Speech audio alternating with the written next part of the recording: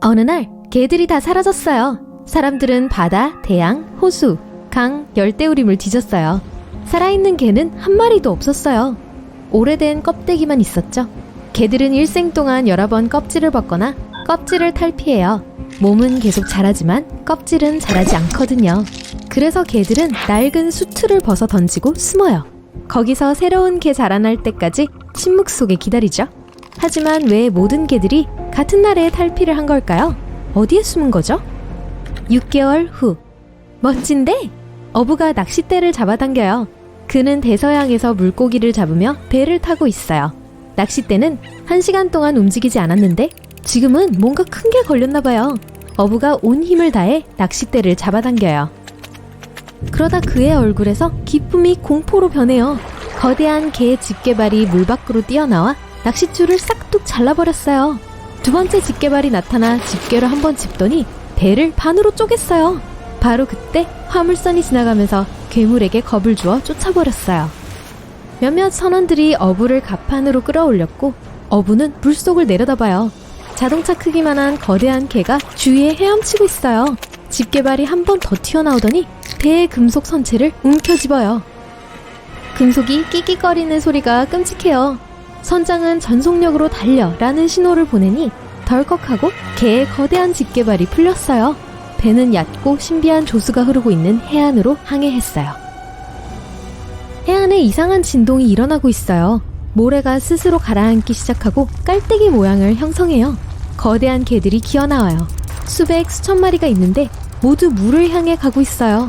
공포가 엄습하고 사람들이 소리를 지르며 내륙으로 뛰어갑니다. 도망가는 동안 어떤 사람이 이 믿을 수 없는 광경을 찍고 있어요. 이 영상은 입소문을 타요. 하지만 여기만 그런 게 아니에요. 전 세계에서 이 괴물들과 마주하고 있어요. 무슨 일이 일어나고 있는지 아는 사람이 없어요. 개는 탈피를 할 때 굴을 파요. 모래 깊은 곳에서 포식자와 나쁜 날씨로부터 보호받고 있었죠. 이번에 뭔가 이상한 일이 일어났어요. 개들은 어느 때보다 훨씬 더 깊이 숨었고 더 성장할 시간이 생긴 거예요. 6개월 동안 개들은 앉아서 새로운 껍질이 자라기를 기다렸어요. 이제 개들이 나왔고 오직 한 가지, 먹이를 원하네요. 대부분의 개들은 방해되는 모든 살아있으나 죽은 생선, 달팽이, 심지어 다른 개들을 먹어요. 싸우는 걸 좋아하고 선천적으로 공격적이에요. 하지만 이제 거대해졌고 작은 조개류와 해조류는 충분하지가 않아요. 큰 물고기가 맛있겠지만 개는 헤엄을 잘 치지 못하기 때문에 큰 물고기는 못 잡아요. 하지만 육지에서는 꽤 빠르게 움직이죠. 큰 물고기는 안전해졌지만 저희는 어쩌죠? 하루 뒤, 잠수함 잔망경 같은 수천 개의 눈이 물 밖으로 나와요. 개는 뛰어난 시력을 갖고 있어서 멀리서도 잠재적 먹이를 발견할 수 있어요. 개들의 눈은 집과 움직이는 물체, 차와 사람들을 구별할 수 있어요. 날카로운 집게발 수천 쌍이 물에서 나와 도시로 향합니다. 거리에 대혼란이 일어났어요. 개들이 뛰어다니면서 전봇대를 자르고 차를 뒤집고 유리를 깨뜨려요. 모두들 도로를 급히 벗어나 좁은 골목으로 향해요. 개들이 사람들의 탈출구를 차단합니다. 먹잇감을 바라보지만 골목이 너무 좁은 것 같아요. 사람들은 안전해 보입니다. 아니네요. 개가 옆으로 돌아 골목으로 밀고 들어가요. 배고파서 집게발을 딱딱거리기 시작해요. 사방이 막혔고 개가 사방에 있어요. 유일한 방법은 올라가는 거예요. 사람들은 비상계단을 기어 올라 옥상으로 갑니다. 개도 따라오려고 하지만 개가 짚는 나무, 심지어 금속 비상계단조차 개의 거대한 무게 때문에 부서져요. 개들은 배고파하며 위를 쳐다봐요. 옥상에서 사람들은 개들이 도시를 파괴하는 걸 지켜봅니다. 사람들은 집에서 쪼그리고 앉아있지만 그렇다고 개들은 멈추지 않아요. 개들이 문과 벽을 허물어뜨려요. 모두들 옥상에 모여 하늘을 바라보며 도움을 기다리고 있어요. 헬리콥터가 드디어 도착해서 도시를 대피합니다. 거대한 개는 크리스마스 섬의 큰 문제예요. 이곳은 인도네시아와 호주 사이의 바다에 있어요. 섬 사람들은 짐을 싸서 부두로 차를 몰고 섬을 떠나요. 이들은 꽤 겁에 질렸지만 또 약간 혼란스러워하고 있어요. 마지막 인간이 떠나자 섬이 조용해져요. 하지만 아직 개가 없잖아요. 무슨 일일까요? 하늘이 흐리고 비가 많이 내리기 시작해요. 첫 방울이 땅에 떨어지자마자 작은 진동이 땅을 가로질러 뿜어져 나와요. 섬 중앙에 있는 열대우림의 모양이 변하고 있어요. 나무가 쓰러지고 땅이 흔들려요. 하지만 이건 지진이 아니에요. 더 심각한 거예요. 거대한 꽃게들이 머리를 내밀어요. 수백도 수천도 아니고 수천만 마리가요. 이 개들은 번식하기 위해 매년 열대우림에서 인도양 해안으로 이동해요. 보통 크기일 때도 개들은 길을 덮었죠. 긴 붉은 강 같아 보이죠? 2주는 약 3주 동안 지속돼요. 하지만 이제 이 개들이 엄청 크기 때문에 거의 섬의 반을 덮어버렸습니다. 개들은 나무, 자동차, 집, 가는 길에 있는 모든 걸 파괴해요. 그리고 그렇게 인도양으로 사라져요. 태풍이 온 섬을 휩쓸고 지나간 것 같아요. 전 세계에 개 사냥꾼들이 나타납니다. 이들은 괴물들을 가두어 길들여요. 하지만 사람들은 개를 반려동물로 키우지 않아요. 개 위에 앉아서 창시합을 하죠. 중세시대에 창을 든 두 명의 기사가 말을 타고 서로를 향해 돌진하곤 했죠. 이제 개 대회가 생긴 거예요. 말 대신 초대형 개, 창 대신 집게발이죠.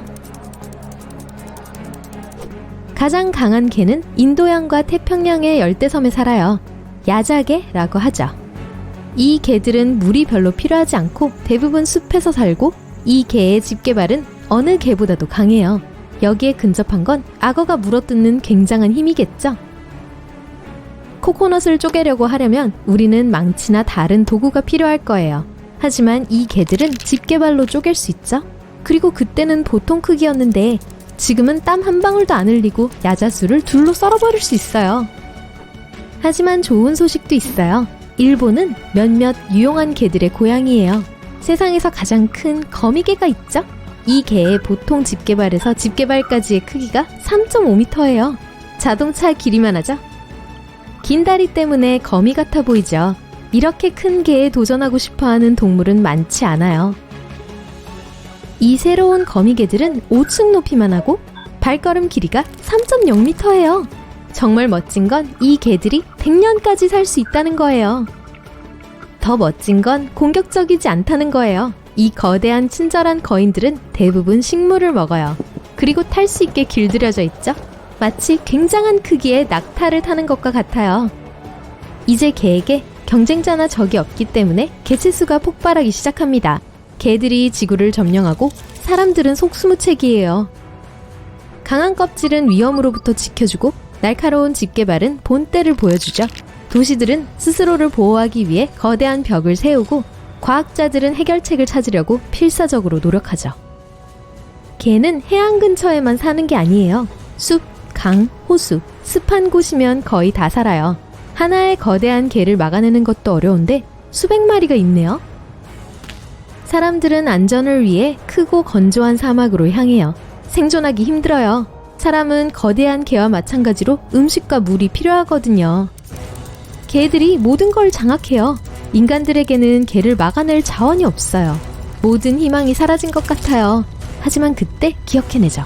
과학자나 발명가들 말고 늙은 어부가 썼던 속임수가 개를 통제할 열쇠가 될 수 있다는 것을요. 그건 개 양동이나 개 덫이라고 불려요.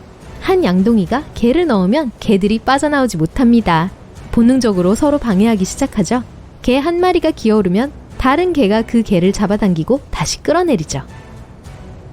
꼭 양동이일 필요는 없어요. 덫은 깔때기, 정육면체, 심지어 피라미드 모양으로 다양할 수 있어요. 바로 이것을 사람들이 하기로 결정했어요. 전 세계의 깊은 도랑을 파서 괴물개들이 밖으로 나올 수 없게 콘크리트로 안을 댔어요. 그리고 나서 맛있는 물고기와 해초로 개를 유인해요. 일단 개가 들어가면 영원히 갇히게 되죠. 승리해요. 그리고 곧 전 세계 슈퍼마켓에서 신선한 개가 특별 할인해요. 해산물 소스 사는 것도 잊지 마세요.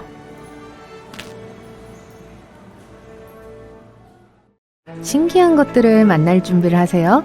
오늘은 자연의 재활용 업체인 질척거리는 해삼의 매혹적인 세계로 들어가 보려고 해요.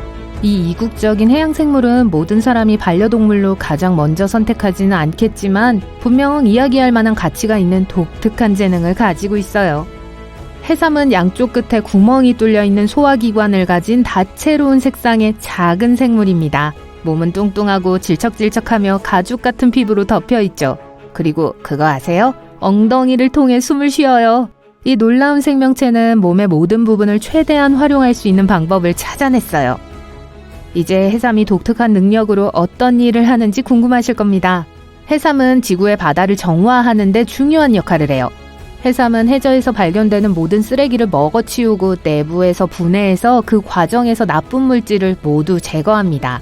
마치 작은 진공청소기가 해저를 청소하는 것과 같죠. 믿기 어렵겠지만 해삼은 주방에서도 수요가 많습니다. 해삼은 많은 나라에서 수확되고 거래돼요. 특히 아시아 시장은 해삼을 아주 좋아해요. 온갖 멋진 이름으로 조림이 건조되어 판매되고 있죠. 또는 좀 더 직접적인 접근 방식을 선호하신다면 그냥 바다 민달팽이라고 부르셔도 돼요. 재밌는 사실은 말린 해삼이 약 500g당 무려 1,400달러에 달할 수 있다는 점이에요. 이 쫄깃쫄깃한 별미는 그 무게만큼의 가치가 있습니다. 자, 시간을 거슬러 올라가 볼게요. 해삼을 먹는 전통은 아시아에서 정확히 1000년 전으로 거슬러 올라갑니다. 그리고 이 신기한 생물에 대한 수요가 증가하면서 다른 곳에서 해삼을 찾아야 할 필요성도 커졌어요. 이로 인해 지역 어업이 과도하게 개발되면서 많은 국가에서 해삼 자원이 감소했습니다. 우리의 작은 해삼 친구들에게는 좋지 않은 일이죠. 해삼의 가장 흥미로운 예 중 하나는 핑크 시스루 판타지아입니다. 이 해삼은 생체 발광을 이용해 포식자를 쫓아내는 훌륭한 방어 시스템을 갖추고 있어요. 다행히도 전 세계의 몇몇 뛰어난 연구원들이 행동에 나서기로 결정했습니다. 이들은 해삼을 번식시켜 고갈된 어장을 보충하는 임무를 수행하고 있어요. 또한 해삼이 합리적인 식량 자원이 되고 어류 양식으로 인한 피해를 줄이는 데 도움이 될 수 있는 방법을 연구하고 있습니다. 예를 들어 스코틀랜드에서는 열정적인 학생들로 구성된 팀이 이러한 특정 목적을 위해 회사를 설립했어요. 그들의 목표요? 해삼이 어떻게 하면 물속의 나쁜 물질을 최대한 흡수할 수 있는지 알아내는 거예요. 해삼이 바로 우리가 기다려온 수중 슈퍼히어로일지도 몰라요. 한편 스웨덴에서는 해양생물학자들이 붉은 신호 해삼의 개체수를 복원하기 위해 노력하고 있습니다. 이 불쌍한 생물은 지역 바다에서 어획되어 왔지만 전문가들은 이들에게 다시 기회를 주기로 결심했어요. 또한 해삼을 해산물 양식에 활용할 수 있는 방법을 연구하고 있습니다. 이들의 연구실은 해삼 보육원과도 같은 곳으로 이 꿈틀거리는 경이로운 생명체의 다음 세대를 조심스럽게 키우고 있어요. 그리고 캐나다도 잊지 마세요. 연구 과학자들은 거대한 홍해삼에 주목하고 있어요. 이 웅장한 생물은 최대 50cm까지 자랄 수 있으며 다른 종과 함께 양식하기에 완벽해요. 그들은 심지어 해삼을 가장 필요한 곳에 더 쉽게 보관할 수 있는 특수 격리 시스템을 개발하고 있습니다. 놀라운 바다 생물 얘기가 나와서 말인데 날 수 있는 물고기는 어떨까요? 지느러미와 비행이 만나 바다를 활주로로 삼는 공중 고개사들을 만나보세요. 지느러미에 푹 빠질 준비 되셨죠? 따뜻한 바다 물가에서 느긋하게 일광욕을 즐기고 있는데 갑자기 어뢰처럼 공중으로 솟구치는 물고기가 보인다고 상상해보세요. 맞아요. 이 물고기는 진짜 존재하며 멋진 스타일을 가지고 있습니다. 매끈한 몸통과 날개처럼 생긴 가슴 지느러미를 가진 이 물고기는 바다에서 가장 높이 날아다니는 물고기예요. 물고기가 왜 하늘을 날아다니는지 궁금하실 거예요. 이 웅장한 생명체는 수중 적을 피하기 위한 교묘한 속임수로 이 멋진 활공 능력을 발달시킨 것으로 밝혀졌어요. 게다가 적들이 정말 많아요. 이 녀석들은 모두 맛있는 날치 간식을 노리고 있죠. 이 날치들은 식성에 있어서도 대단한 미식가입니다. 항상 인기 있는 플랑크톤을 포함한 다양한 먹이를 먹어요. 맛있겠네요. 물에 떠다니는 작은 생물체가 이렇게 맛있을 줄 누가 알았겠어요. 이제 하늘을 나는 물고기 가족 앨범을 자세히 살펴볼까요? 무려 40여 종의 날치과 어류가 하늘을 날고 있습니다. 재밌는 사실은 이들 모두 꼬리가 고르지 않게 갈라져 있고 아래쪽 옆이 위쪽 옆보다 길다는 거예요. 마치 펑키한 헤어스타일의 비린내 나는 버전 같아요. 이 날아다니는 기이한 생물들 중 일부는 초대형 골반 지느러미를 가지고 있어 마치 4개의 날개를 가진 것처럼 보이기도 해요. 물고기들이 이 트렌드 세터들을 보고 얼마나 부러워할지 상상할 수 있을까요? 자, 이제 이들의 공중 모험의 핵심을 살펴볼까요? 플라잉 피쉬의 이륙 장면은 정말 장관입니다. 먼저 물속에서 엄청난 속도를 내요. 시속 60km까지요.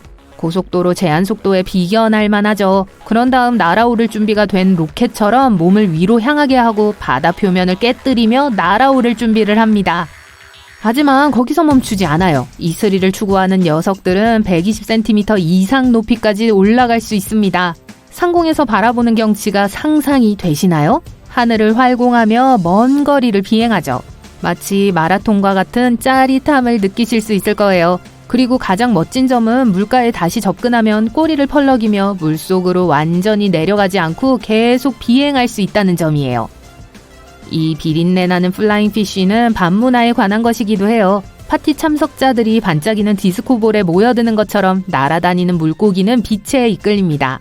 교묘한 어부들은 이 점을 이용해 카누에 적당한 양의 물을 채워 물고기가 편안하게 지내면서도 도망가지 못하도록 하죠.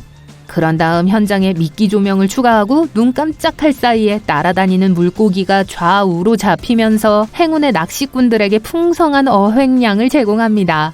하지만 이 날치들은 멸종 위기종에 속하지 않으니까 걱정하지 마세요. 적어도 아직은요. 다음에 바다를 찾게 된다면 이 경이로운 생물을 눈여겨보세요. 언제 하늘을 나는 물고기의 화려한 모습을 볼 수 있을지 모르니까요. 다음 모험은 기발한 수중 로맨스의 세계로 여러분을 안내합니다. 누군가 점심을 먹으며 탱고를 추는 듯한 장면을 상상해보세요. 잠깐, 뭐라고요? 아, 토하기 대회가 아니에요. 약속해요. 입이 떡 벌어지는 조피쉬의 짝짓기 의식을 직접 체험해보세요. 이 호기심 많은 생물은 카리브해와 서부 대서양의 산호초를 고양이라고 불러요. 그리고 이 녀석들은 스스로 장관을 연출하는 방법을 잘 알고 있어요. 픽업 라인이나 화려한 제스처는 잊어버리고 턱을 이용한 독특한 동작으로 잠재적인 짝을 찾죠. 마치 댄스 배틀을 하는 것 같지만 입으로 하는 거예요. 이 비린내 나는 친구들은 모래를 퍼내는 기술에 능숙할 뿐만 아니라 부지런한 부모이기도 합니다. 이쯤 되면 멀티태스킹이 따로 없죠. 멀티태스킹의 진수를 보여주네요. 수컷은 알이 부화할 준비가 될 때까지 커다란 입에 귀중한 알을 품고 다니며 부모의 역할을 한 단계 더 발전시켜요. 마치 수중 타가소가 따로 있는 것 같아요. 새끼를 키우느라 바쁘지 않을 때는 입을 싸움 도구로 바꾸기도 합니다. 바로 조피쉬 격투대회 시간입니다. 이들은 입의 힘과 민첩성을 겨루는 장대한 전투에서 정면 대결 또는 입 대 입 대결을 벌이죠. 돈은 입이 있는 곳에 두라는 옛 속담을 아시나요? 이 조피쉬는 이 말을 완전히 새로운 차원으로 끌어올립니다. 로맨스, 육아, 선의의 경쟁 등 다양한 분야에서 이 조피쉬는 때때로 행동이 말보다 더 큰 힘을 발휘한다는 걸 보여줘요. 서로 싫어하는 것처럼 보일 수도 있지만 이는 사랑을 찾고 자신을 표현하는 그들만의 독특한 방법일 뿐이니까 안심하세요. 바다에는 많은 물고기가 있어요. 니모나 도리처럼 생긴 물고기도 있고 나비 물고기도 있고 정말 멋진 구피도 있고. 저건 도대체 뭐죠? 저걸 보려고 다이빙 체험 비용을 지불하진 않았어요. 앵글러피쉬는 세계에서 가장 못생긴 동물이라는 비공식적인 타이틀을 가지고 있지만 감히 그 소식을 전하고 싶진 않네요. 200종 이상의 앵글러피쉬가 현재 대서양과 남극해의 음침한 심해 어딘가에서 수면 아래 최대 1.2km까지 헤엄치고 있습니다. 그중 일부는 얕은 열대 환경과 같은 다양한 서식 조건을 선호하죠. 앵글러피쉬의 종류는 그 유명한 블랙시데빌부터 찐뱅이, 몽크피쉬, 풋볼피쉬, 구스피쉬, 배트피쉬, 시토드에 이르기까지 모양과 크기가 다양합니다. 큰 앵글러피쉬의 길이는 풀사이즈 침대 길이의 절반이지만 대부분은 길이가 30cm 미만입니다. 앵글러피쉬가 사는 곳에는 먹이 선택의 폭이 그리 넓지 않기 때문에 독특한 사냥 전략을 세워야 했습니다. 이들은 먹잇감을 쫓는데 귀중한 생명 에너지를 낭비하지 않습니다. 대신 등 쪽 등뼈 조각을 낚싯대처럼 입 위로 내밀어 사용합니다. 그래서 앵글러피쉬라는 이름이 붙었어요.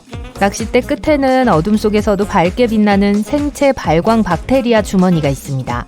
이 빛이 먹이를 유인하면 앵글러피쉬는 기다리기만 하면 바로 입으로 들어오는 물고기를 즐길 수 있습니다. 앵글러피쉬의 몸은 유연하고 거대하기 때문에 쉽게 먹이를 삼킬 수 있습니다. 심해 앵글러피쉬는 발견할 수 있는 것은 무엇이든 먹습니다. 얕은 수심에 사는 앵글러피쉬도 까다롭지 않습니다. 새우부터 달팽이, 작은 물고기까지 무엇이든 먹을 수 있어요. 하지만 앙컷만이 멋진 낚싯대 기능을 가지고 있습니다. 그렇다면 수컷은 어떨까요? 바닷속 깊은 곳에서 소울메이트를 찾는 것이 그리 쉬운 일이 아니에요. 빛이 없거든요. 게다가 수온도 차갑고 산소 농도가 낮아요. 이런 환경에서는 많은 데이트를 할 수 없기 때문에 평생 한 마리와 짝짓기를 합니다. 그 사실에 놀라기 전에 앵글러피쉬는 아주 특별한 방법으로 짝짓기 한다는 걸 알아두세요. 수컷은 암컷보다 훨씬 작습니다. 이 대조가 너무 두드러져서 연구원들은 처음 앵글러피쉬 연애에 관심을 가졌을 때 수컷이 어미 곁에 있는 새끼나 애벌레라고 생각했습니다. 일부 수컷은 암컷이 근처에 있다는 걸 알려주는 수용체를 가지고 있습니다. 짝짓기 후 수컷은 암컷을 물고 암컷의 머리, 배, 꼬리 근처에 기타 접근 가능한 부위에 붙어 있습니다. 두 물고기가 영원히 함께 변태하는 동안 암컷 물고기는 수컷의 세포, DNA, 생식기관을 얻지만 면역 반응 세포는 잃게 됩니다. 수컷은 무료로 영구적인 보금자리와 영양분을 얻게 됩니다. 현재의 부동산 가격을 감안하면 꿈 같은 이야기처럼 들릴 수 있어요. 하지만 이 숙소는 최대 8마리의 수컷이 함께 사용하며 수컷이 원하지 않는 한 이사할 수 없습니다. 이 심해 물고기를 실제로 만날 가능성은 매우 낮지만 좋아하는 비디오 게임에서 만나게 된다면 앵글러피쉬보다 훨씬 잘 헤엄칠 수 있고 진정한 화살로 순하게 만들 수 있어요. 일단 친구가 되면 앵글러피쉬는 정찰병이 되어 생체 발광 낚싯대로 새로운 지역을 발견하는 데 도움을 줄 수 있습니다. 현실 세계로 돌아와서 198m에서 1005m 약광층에서 운 좋게 만날 수 있는 생물은 앵글러피쉬뿐만이 아닙니다. 많은 심해 생물이 공상과학 소설이나 공포 영화에서 바로 튀어나온 것처럼 보이지만 그건 이 어둡고 깊은 세계에 적응해야 했기 때문이에요. 여러분이 만나게 될 생물들에 대해 충분한 마음의 준비가 되셨나요? 송곳니 고기부터 시작하죠. 송곳니 고기는 일생의 대부분을 깊은 바닷속에서 보내지만 밤이 되면 먹이를 먹기 위해 수면으로 올라와요. 이 녀석들은 다른 대부분의 심해 동물들보다 더 활동적입니다. 먹이가 다가올 때까지 기다리지 않고 먹이를 따라가서 긴 이빨로 먹이를 잡아먹습니다. 앵글러피쉬처럼 전구가 내장되어 있지 않기 때문에 후각이 발달했고 심해에서 얻을 수 있는 햇빛을 최대한 많이 이용해 이동합니다. 때로는 지나가는 먹잇감의 그림자만 봐도 행동 모드로 전환할 수 있습니다. 그다지 매력적으로 보이진 않지만 사람에게는 전혀 무해한 동물입니다. 쥐덫 물고기라는 소름 끼치는 이름을 가진 이 물고기는 사실 교활한 사냥 습성을 가진 심해에 서식하는 또 다른 동물입니다. 강눈 아래에는 빛을 내는 특수한 광포자가 있습니다. 마치 신호등처럼 녹색과 붉은빛을 발산하죠. 다른 물고기들과 달리 약광층과 심해층을 거의 벗어나지 않아요. 아래턱은 전체 몸 길이의 4분의 1에 달하며 먹이를 먹기 위해 항상 입을 벌리고 있습니다. 사나운 포식자처럼 보이지만 대부분 동물성 플랑크톤을 선호하며 간혹 새우, 크릴, 생선을 디저트로 먹기도 합니다. 장어와 새의 혼합종을 만날 거라고는 생각하지 못하셨겠지만 여기 있습니다. 도요새 장어는 새의 부리처럼 끝이 구부러진 부리를 가지고 있어요. 부리에는 장어가 맛있는 새우의 더듬이를 잡을 때 사용하는 작은 갈고리 모양의 이빨이 달려 있습니다. 그리고 몸은 날씬하고 길이는 1.5m까지 늘어나며 무게는 몇 그램에 불과해요. 자연 서식지에서 연구하기가 매우 까다롭기 때문에 과학자들은 이 녀석의 비밀을 모두 알지 못합니다. 하지만 일생에 한 번만 새끼를 낳고 죽는다고 합니다. 유리 오징어는 인생을 느긋하게 즐기고 말 그대로 흐름에 따르는 것을 좋아합니다. 유리 오징어는 물보다 가벼운 용액 염화 암모늄으로 몸을 채우고 있기 때문에 심해에서 먹이와 짝을 찾기 위해 힘겹게 움직일 필요가 없습니다. 이 생물은 투명하기 때문에 어떤 풍경과도 잘 어울리고 그림자도 들이우지 않으니까 대단한 생존 전략이죠. 어쨌든 위험을 발견하면 머리와 촉수를 멘틀 구멍으로 밀어넣어 덩어리로 변할 수 있습니다. 또한 표면에 잉크를 방출하여 투명해서 검은색으로 변할 수도 있어요. 같은 잉크로 굶주린 고래와 바다새로부터 자신을 보호할 수 있습니다. 포식자를 겁주기 위해 사용하는 또 다른 전술은 눈 주위의 발광기관을 활성화하는 것입니다. 배가 고파지네요. 이 해삼을 간식으로 먹을까요? 움직이네요. 샐러드에 넣으면 안 되겠어요. 이 물렁물렁한 샘물은 얕은 바다부터 깊은 바닷속까지 바다의 모든 곳에 서식합니다. 대부분은 작은 발로 천천히 움직이지만 일부는 몸을 구부려 기어다니기도 합니다. 해삼은 포식자가 접근하면 내장을 흘려보낼 수 있습니다. 끈적끈적한 내장은 침입자의 주위를 분산시키고 해삼은 행복한 마음으로 내장을 다시 자라게 하죠. 저 멀리서 반짝이는 건 무엇일까요? 누군가 물에 보석을 떨어뜨린 것 같아요. 그건 사파리나로 전에 본 적 없는 가장 아름다운 동물이라고도 알려져 있습니다. 이 유형의 요강류 일부 수컷은 짙은 파란색에서 보라색, 빨간색 또는 금색으로 색을 바꿀 수 있습니다. 1초 후 사라집니다. 그리고 다시 밝게 반짝이며 돌아옵니다. 이 마법의 비밀은 몸체가 투명하고 특정 각도에서 빛을 다르게 반사하기 때문이죠. 이것은 서로 소통하고 짝을 끌어들이는 방식처럼 보여요. 암컷은 수컷과 같은 초능력을 가지고 있지는 않지만 수컷에 비해 눈이 더 큰데 아마도 멀리서도 수컷을 발견하기 위해서일 거예요. 수컷은 야생에서 자유롭게 돌아다니고 암컷은 살프라고 불리는 기묘한 통 모양의 젤리로 이루어진 수정궁에 머물러요.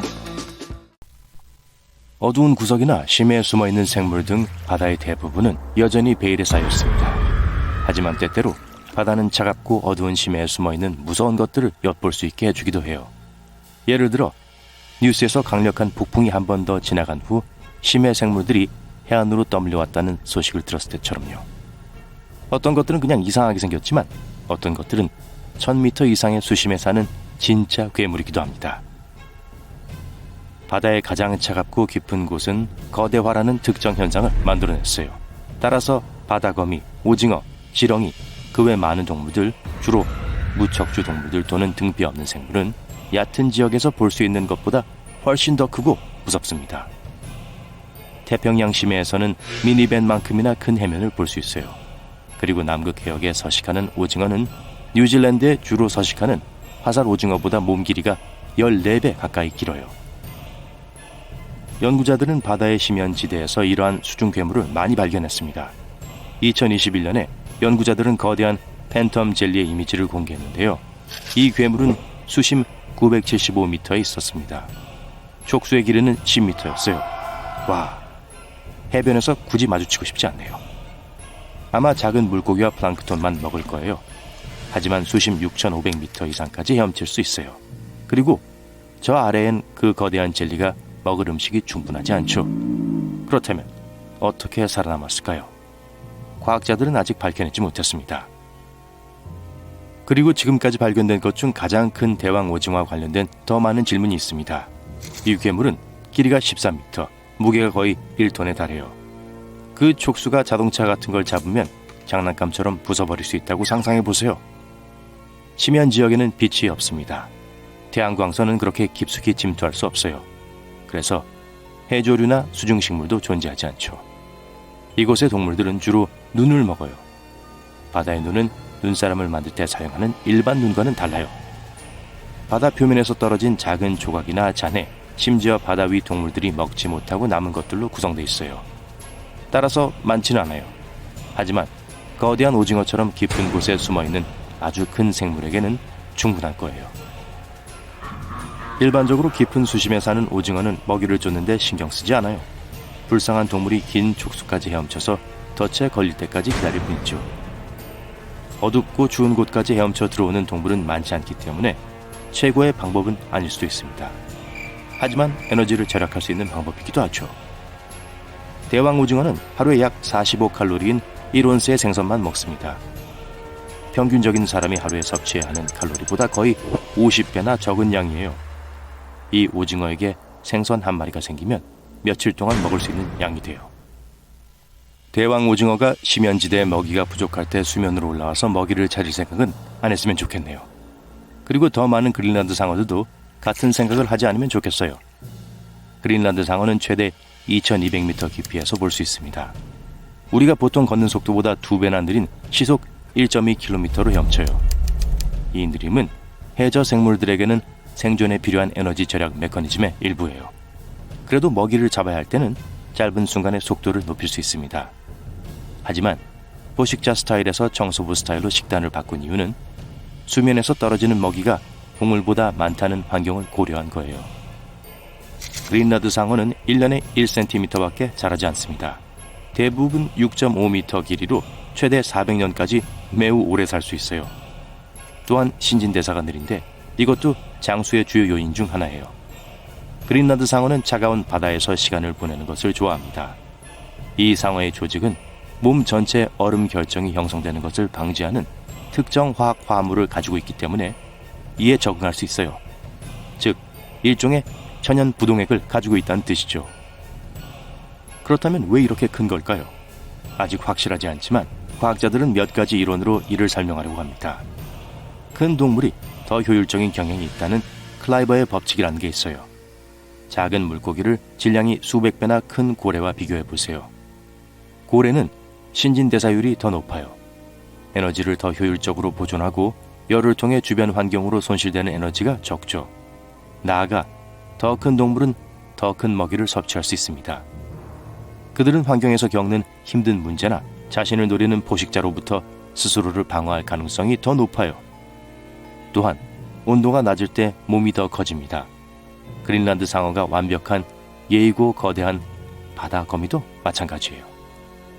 바다 거미는 일반적으로 흔한데 1mm의 아주 작은 거미도 발견할 수 있습니다. 하지만 남극의 더 깊은 곳에는 1m 길이의 거인이 되기도 해요.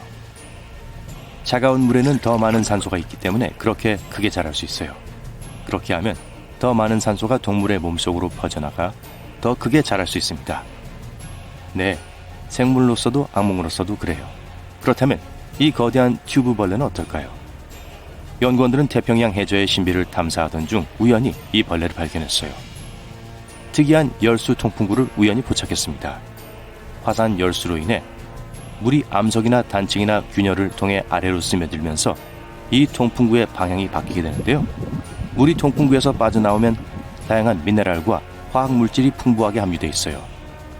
대부분의 동물은 이 독성 화학물질이 섞인 수프 주변에서 살아남지 못하지만 튜브벌레는 그렇지 않습니다. 이들은 놀랍게도 이 독성 물질에도 거의 끓다시피 하는 물의 온도에도 전혀 영향을 받지 않으면서 전체 생태계를 발전시켰어요. 이들은 생존을 위해 햇빛이 필요하지 않다는 점에서 독특합니다. 대신 작은 박테리아가 주요 에너지원이에요. 이 박테리아는 독성 화학물질에서 직접 에너지를 얻습니다. 따라서 광합성이 아니라 화학합성이라는 과정을 통해 에너지를 얻는 거예요. 그리고 이 튜브벌레는 입이 없고 박테리아가 그 안에 살고 있어요. 이상한 이야기죠. 게다가 이 무서운 벌레는 최대 2.4m까지 자랍니다. 자이언트 아이소포드도 마찬가지예요. 햇빛이 닿지 않는 수심 500m 이상의 심해에 숨어 있는데 마치 괴물 나무벌레처럼 생겼어요. 대부분의 시간을 해저에서 보내며 높은 바다에서 떨어지는 먹이를 찾으려고 하죠. 다리 끝에 있는 갈고리 모양의 작은 발톱을 확인하세요. 아이소포드는 이 발톱을 이용해 해저를 이동하는 동안 안정감을 유지해요. 빛이 없기 때문에 긴 안테나를 통해 주변을 감지할 수 있습니다. 이 감각 안테나는 몸 길이의 절반 정도에 달해요. 자이언트 아이소포드는 몸 크기에 비해 눈도 꽤 큰 편이에요. 머리부터 꼬리까지 30cm 이상 자랄 수 있습니다. 그리고 이 친구들은 정말 인내심이 강해요. 저 아래 동물들은 먹이를 거의 구할 수 없다고 했던 말 기억하시죠? 때로는 제대로 된 식사를 하기 위해 몇 년을 기다려야 할 때도 있어요. 그렇기 때문에 신진대사가 놀라울 정도로 느려서 아무것도 먹지 않고도 5년을 버틸 수 있습니다. 상상해보세요. 얘기만 해도 배가 고파지네요. 2006년에 한 생물학자가 얕은 바다와 깊은 바다의 차이를 비교하는 연구를 수행했어요. 그는 심해가 섬의 법칙을 반영한다는 사실을 깨달았습니다. 첫째, 육지에서 고립된 지역에는 다른 곳에서는 볼 수 없는 생물 다양성이 발달해요. 둘째, 작은 몸집을 가진 생명체는 큰 육지의 생명체에 비해 고립되어 있을 때 훨씬 더 크게 자랍니다.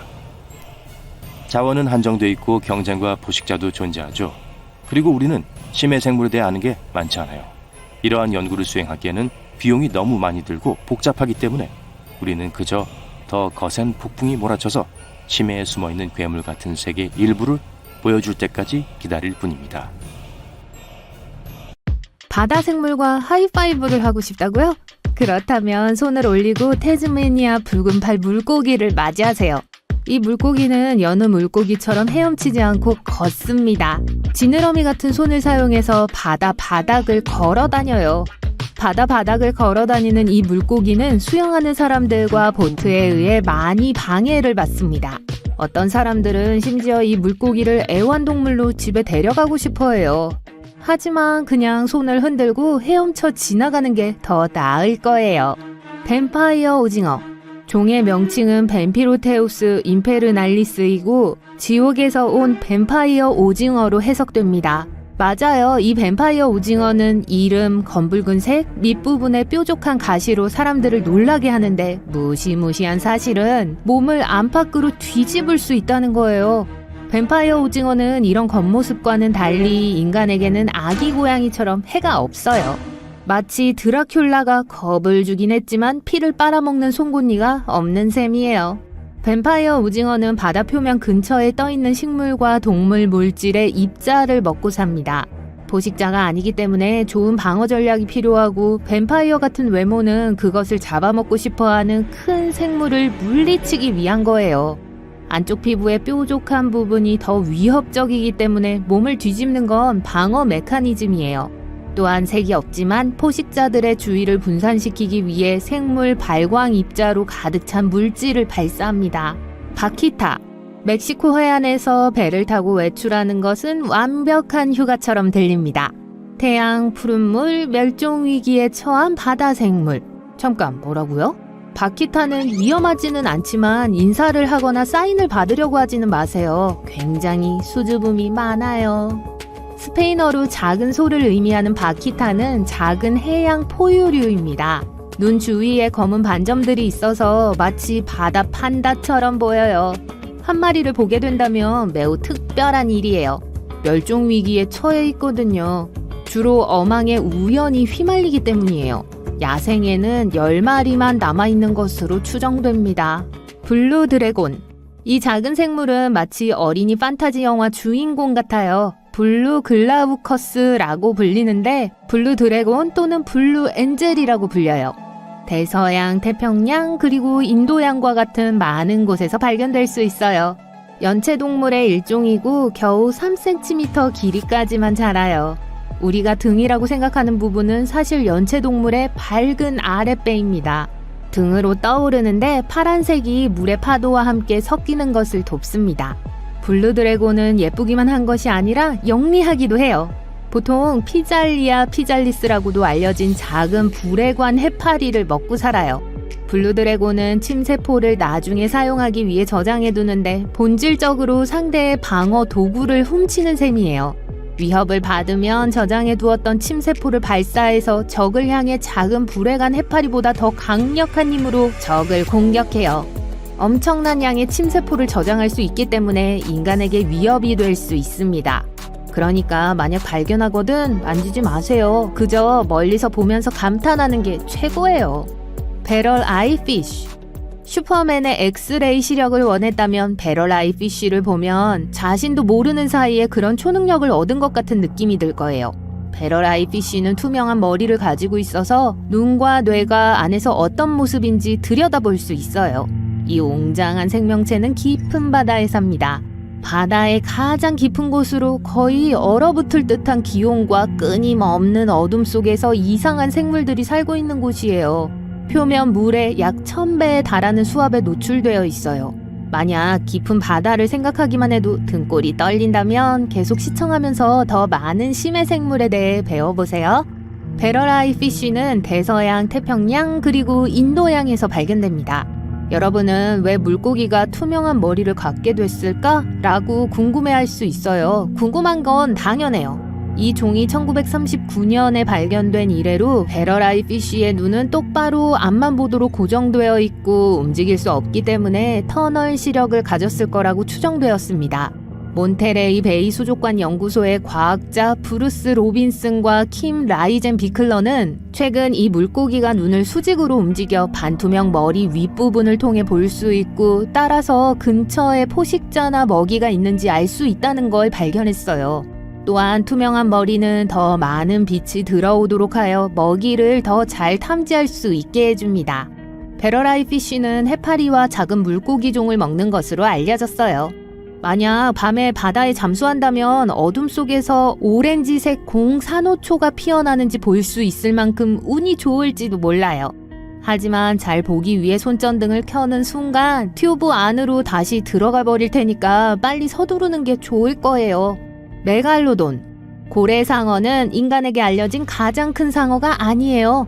만약 전체 상어종이 왕국이라면 선사시대의 메갈로돈은 바다의 지배자가 될 거예요.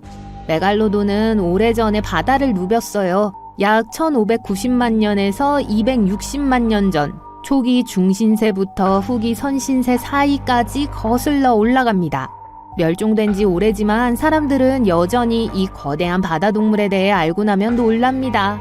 메갈로돈은 길이가 14m에서 18m까지 될 수 있고 주둥이 너비가 1.8m에 달하기도 했어요. 한때 메갈로돈의 이빨이었던 18cm 길이의 화석이 발견됐어요. 이 동물들이 오래전에 멸종된 사실이 반가울 수도 있지만 여전히 몇몇 모험가들은 언젠가 이 괴물을 만나기를 바라고 있습니다. 덤보 문어. 보는 사람에 따라 사랑스러울 수도 있고 소름 끼칠 수도 있는 이 생물의 공식 명칭은 그린 포테오티스라고 해요. 좀 더 캐주얼하게 디즈니 캐릭터의 이름을 따서 덤보 문어라고 불려요. 비록 문어가 아닌 코끼리 덤보는 큰 귀 때문에 놀림을 받았지만 이 사랑스러운 문어가 바닷속 이웃들에게 놀림을 받을 가능성은 매우 낮습니다. 가장 깊은 바다에 사는 심해 문어거든요. 그곳이 얼마나 무서운 곳인지 알고 계시죠? 길이가 겨우 20cm 정도고 바닥 위를 맴돌며 달팽이, 벌레, 그리고 해류나 바다 분출구 근처에서 발견한 다른 먹이를 먹으며 생활해요. 덤보 문어에는 거의 17종이 있고 모두 크기, 색깔, 신체 부위가 달라요. 이상한 동물들을 더 많이 만나보고 싶다면 심해가 인간에 의해 거의 탐험되지 않았다는 사실이 반가울 거예요. 그러니까 잘 지켜보세요. 미래에는 심해에 더 많은 신기한 동물들이 발견될 거예요. 씨 엔젤. 이 바다 생물은 매우 귀엽고 이름도 귀엽게 들릴지 모르지만 햇빛과 사탕만 먹고 살진 않아요. 그들이 가장 좋아하는 음식은 바다 나비예요. 바다 나비를 잡기 위해서 점액 덫을 놓고 매복하며 기다립니다. 스쿼트 아네모네 새우. 이 새우는 아주 작아서 길이가 1.3cm에 불과해요. 또한 독특한 행동 때문에 댄서 새우라고도 알려져 있어요. 동요하면 머리 위로 엉덩이를 올리고 춤을 춥니다. 잠수부들은 또한 이 새우들이 언제든 손 위로 뛰어 올라 청소를 한다고 해요. 코코넛 개. 이 녀석은 꽤 소름 끼치게 보일 수도 있어요. 특히 해가 진 후에요. 다 자란 코코넛 개의 길이는 약 90cm입니다. 선호하는 먹이는 코코넛이지만 도마뱀과 심지어 큰 새를 사냥할 수도 있습니다. 슬렌더 스나이프 뱀장어. 이 뱀장어는 날씬하고 긴 동물로 해양 과학자들에게는 여전히 미스테리예요. 길이가 122cm이고 척추에 적어도 750개의 뼈가 있는데 이것은 세계의 다른 어떤 동물보다도 훨씬 더 많아요. 바다조름. 바다조름은 길이가 2.2m이고 많은 종류가 있지만 대부분은 정말로 펜이나 깃털펜처럼 보여요. 그 유사성은 이 동물이 바닥에 고정시키는 물로 채워진 둥근 모양일 때 훨씬 더 두드러집니다. 페르시안 카펫 플랫웜. 이 생물은 매우 작기는 하지만 정말 카펫처럼 보여요. 길이는 10.2cm에 불과해요. 수컷과 암컷 둘 다 될 수 있기 때문에 다른 플랫웜과 짝짓기를 하는 것이 아니라 자손을 낳을 권리를 두고 싸웁니다. 홍학혀 바다 달팽이. 관광객들은 이 특별한 달팽이를 조개 껍질이라고 생각하고 예쁜 색깔 때문에 좋아하지만 사실 껍데기 색깔은 탁하고 다채로운 연조직 밑에 숨겨져 있어요. 산호의 부드럽고 독성이 있는 부분을 먹고 스스로를 보호하기 위해 그 독소를 저장합니다. 바다 깊은 곳에 뭐가 숨어 있는지 안다고 생각하나요? 우리 바다의 거의 95%는 아직 탐험되지 않았으니 상상의 나래를 펼치지 않을 수 없죠. 하지만 용감한 탐험가들, 심해 카메라들, 그리고 훌륭한 고고학자들 덕분에 우리는 오늘날 또 수백만 년 전에 우리 바다에 살고 있는 몇몇 믿을 수 없는 바다 생물들에 대해 알게 되었어요. 2.7m의 거미개에서부터 18m의 선사시대 메갈로돈에 이르기까지 이 바다 거주자들은 생김새와 크기가 참 다양해요. 하지만 거대한 몸집으로 유명한 바다 생물에 초점을 맞춰볼게요.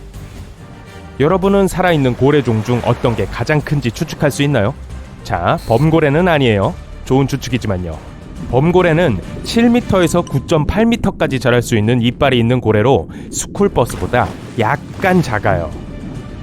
일각고래는 어때요? 아니요, 이들도 가장 크지는 않아요. 이 바다의 유니콘들은 주로 북극해에서 살고 4m에서 6m 정도밖에 자라지 않아요. 이건 2.7m의 엄니까지 포함한 길이죠. 맞히는 게 힘드나요? 좋아요, 제가 졌어요. 여전히 오늘날까지 존재하는 가장 큰 고래는 흰 긴 수염고래예요. 입이 떡 벌어지는 25m에서 32m의 흰 긴 수염고래는 우리가 알고 있는 가장 큰 고래일 뿐만 아니라 현재 지구상에서 살았던 가장 큰 동물이에요. 진짜로요. 이 동물들은 티라노사우루스보다 더 크고 선사시대 메갈로돈보다 더 커요. 만약 흰 긴 수염고래를 스쿨버스 옆에 놓아둔다면 그걸 삼킬 수 있을 것처럼 보일 거예요. 생각해보세요. 내셔널 지오그래픽에 따르면 흰 긴 수염고래의 혀는 코끼리 무게와 같을 수 있고 심장은 자동차만큼 무게가 나갈 수 있다고 해요. 이게 어떻게 가능하단 말이죠? 이 거구의 생물이 매일 약 4톤의 크릴새우를 먹어야 하는 게 놀라운 일도 아니네요. 오늘날 흰 긴 수염고래의 웅장한 비율과 경쟁할 수 있는 동물들은 그리 많지 않은데 완전히 다른 종이지만 좋은 경쟁자가 있어요. 그리고 그건 여러분의 예상과는 다를 거예요. 해파리예요. 아니요, 해안가에 밀려와 해변에서의 완벽한 좋은 하루를 망치는 작은 해파리를 말하는 게 아니에요. 가장 큰 해파리인 사자갈기 해파리 말이에요. 이 무척추 동물은 길이가 36.6m까지 자랄 수 있어요. 또한 빨간색, 보라색, 심지어 주황색 같은 다양한 화려한 색들이 있죠. 게다가 길이만으로 놀래주기가 성에 차지 않는지 사자갈기 해파리는 70에서 150개에 이르는 엄청난 8세트의 촉수를 자랑해요. 총 1200개까지 가질 수 있다는 걸 의미하죠. 여기 대왕쥐 가오리가 있어요. 세계에서 가장 큰 가오리예요. 이들의 날개 길이는 버스보다 길 수 있어요. 이 녀석들은 길이가 9.1m에 이를 수 있어요. 또 모든 물고기 중에서 몸 크기에 비해 가장 큰 뇌를 갖고 있죠. 노란 가오리 사촌들과 달리 쥐가오리는 독이 있는 꼬리가 없어요. 그리고 사자갈기 해파리와 흰긴 수염고래가 가장 긴 바다생물 자리를 아직 뺏기지 않았지만 길이가 훨씬 더 길 수 있는 한 해양생물이 있어요. 멘탈플로스닷컴에 따르면 작은 불에 간 해파리는 촉수 등을 다 합치면 길이가 50m에 이를 수 있다고 해요. 이들은 해파리와 많이 닮았지만 실제로는 관해파리라고 알려져 있으며 유전적으로 동일한 수백 때로는 수천 마리가 있어요.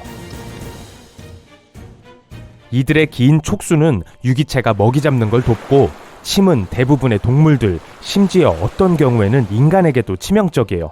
더 소름 끼치는 건 어떤 이유로든 촉수 중 하나가 유기체에서 떨어져 나간다면 분해되기 전까지 며칠 동안 물 주위를 떠다닐 수 있다는 거예요. 분리되어 떨어져도 이 촉수는 여전히 여러분을 쏠 수 있어요. 하지만 아직 바다 밖으로 뛰쳐나가지 마세요. 작은 불에 간 해파리의 침에 쏘일 가능성은 매우 희박해요.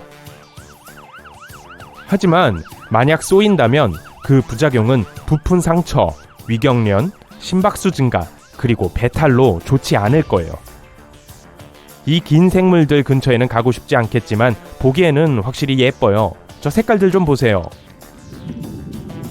샤스타사우루스는 현존했던 가장 큰 해양 파충류예요. 이 포식자들은 약 2억 1천만 년 전 트라이아스기 후기에 살았어요. 이 놀라운 거구는 길이가 21m에 이를 수 있었고 무게가 75톤 이상 나갔어요. 즉 샤스타사우루스는 흰긴 수염 고래만큼 무거웠죠. 그리고 만약 이 생명체를 수직으로 세울 수 있다면 7층 건물만큼 클 거예요. 이런 외관에도 불구하고 샤스타사우루스는 사실 크기에 비해 꽤 날씬했는데 늑골의 직경이 겨우 2m였어요. 여러분은 이 큰 녀석이 다른 공룡들을 씹어먹었을 거라고 생각할지 모르지만 전혀 그렇지 않아요. 이 파충류는 작은 물고기와 문어, 오징어와 같은 두 종류로 구성된 식단으로 살았어요. 알베르토 넥테스는 대표적인 수장용과인데 그 뜻은 이 해양 파충류가 믿을 수 없을 정도로 긴 목에 작은 머리와 물속을 움직이는 걸 도와주는 큰 지느러미 같은 팔다리를 가졌다는 걸 의미해요. 이 생물들은 7,600만 년 전에서 7천만 년 전 북아메리카 주변의 바다를 점령했어요. 이 바다 괴물의 길이는 11.5m에 이를 수 있었고 목은 그 길이에서 7m를 차지했죠. 목은 진정한 신기록을 세웠는데 무려 76개의 뼈가 있었어요. 인류에게 알려진 어떤 동물도 목에 그렇게 많은 척추뼈를 갖고 있지는 않았어요.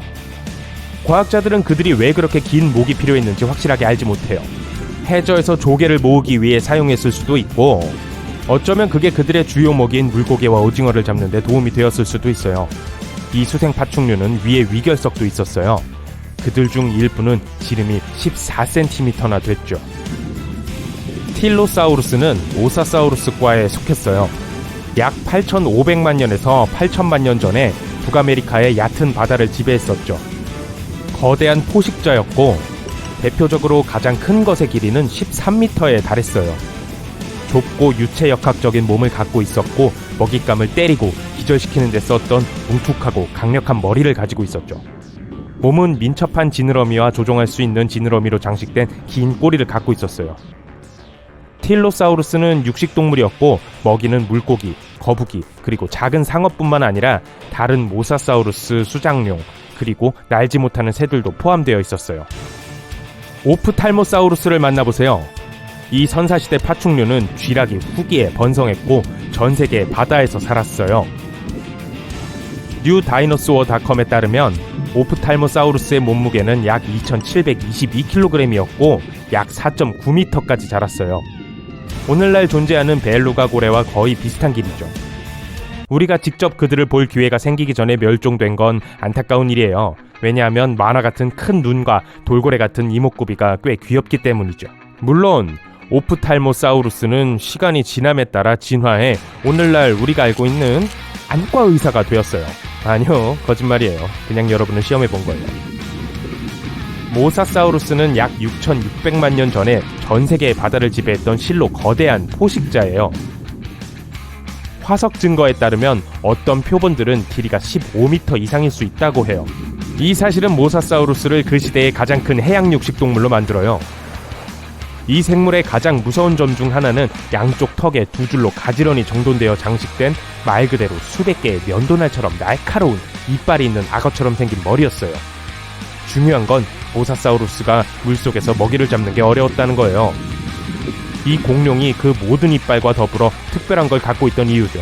입천장에 뼈에 고정된 익상 이빨 말이에요. 이게 사냥하고 먹이를 잡는 걸 훨씬 더 쉽게 만들어줬어요.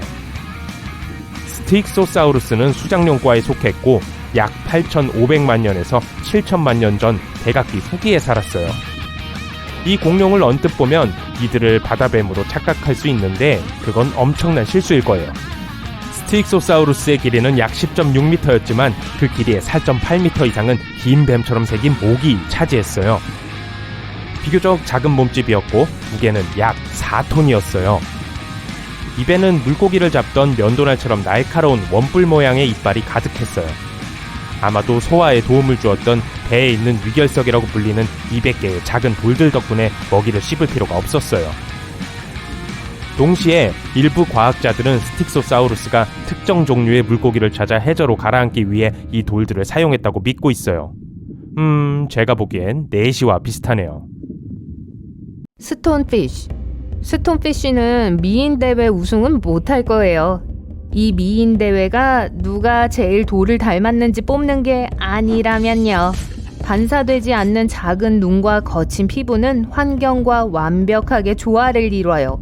큰 머리, 더 큰 입, 그리고 돌이 한가득이에요.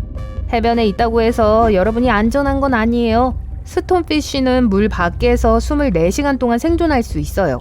한번 밟거나 심지어 한번 만지는 것도 그리 재밌지는 않을 거예요. 이 등지느러미에는 매우 강한 독이 있어요. 이건 밟힐 때 튀어나오고 마비가 오거나 심지어 심부전을 일으킬 수 있어요. 도움이 급히 필요할 거예요. 이것들이 물속 또는 어느 곳에서나 가장 위험한 생물들 중 하나인 게 놀랄 일이 아니네요.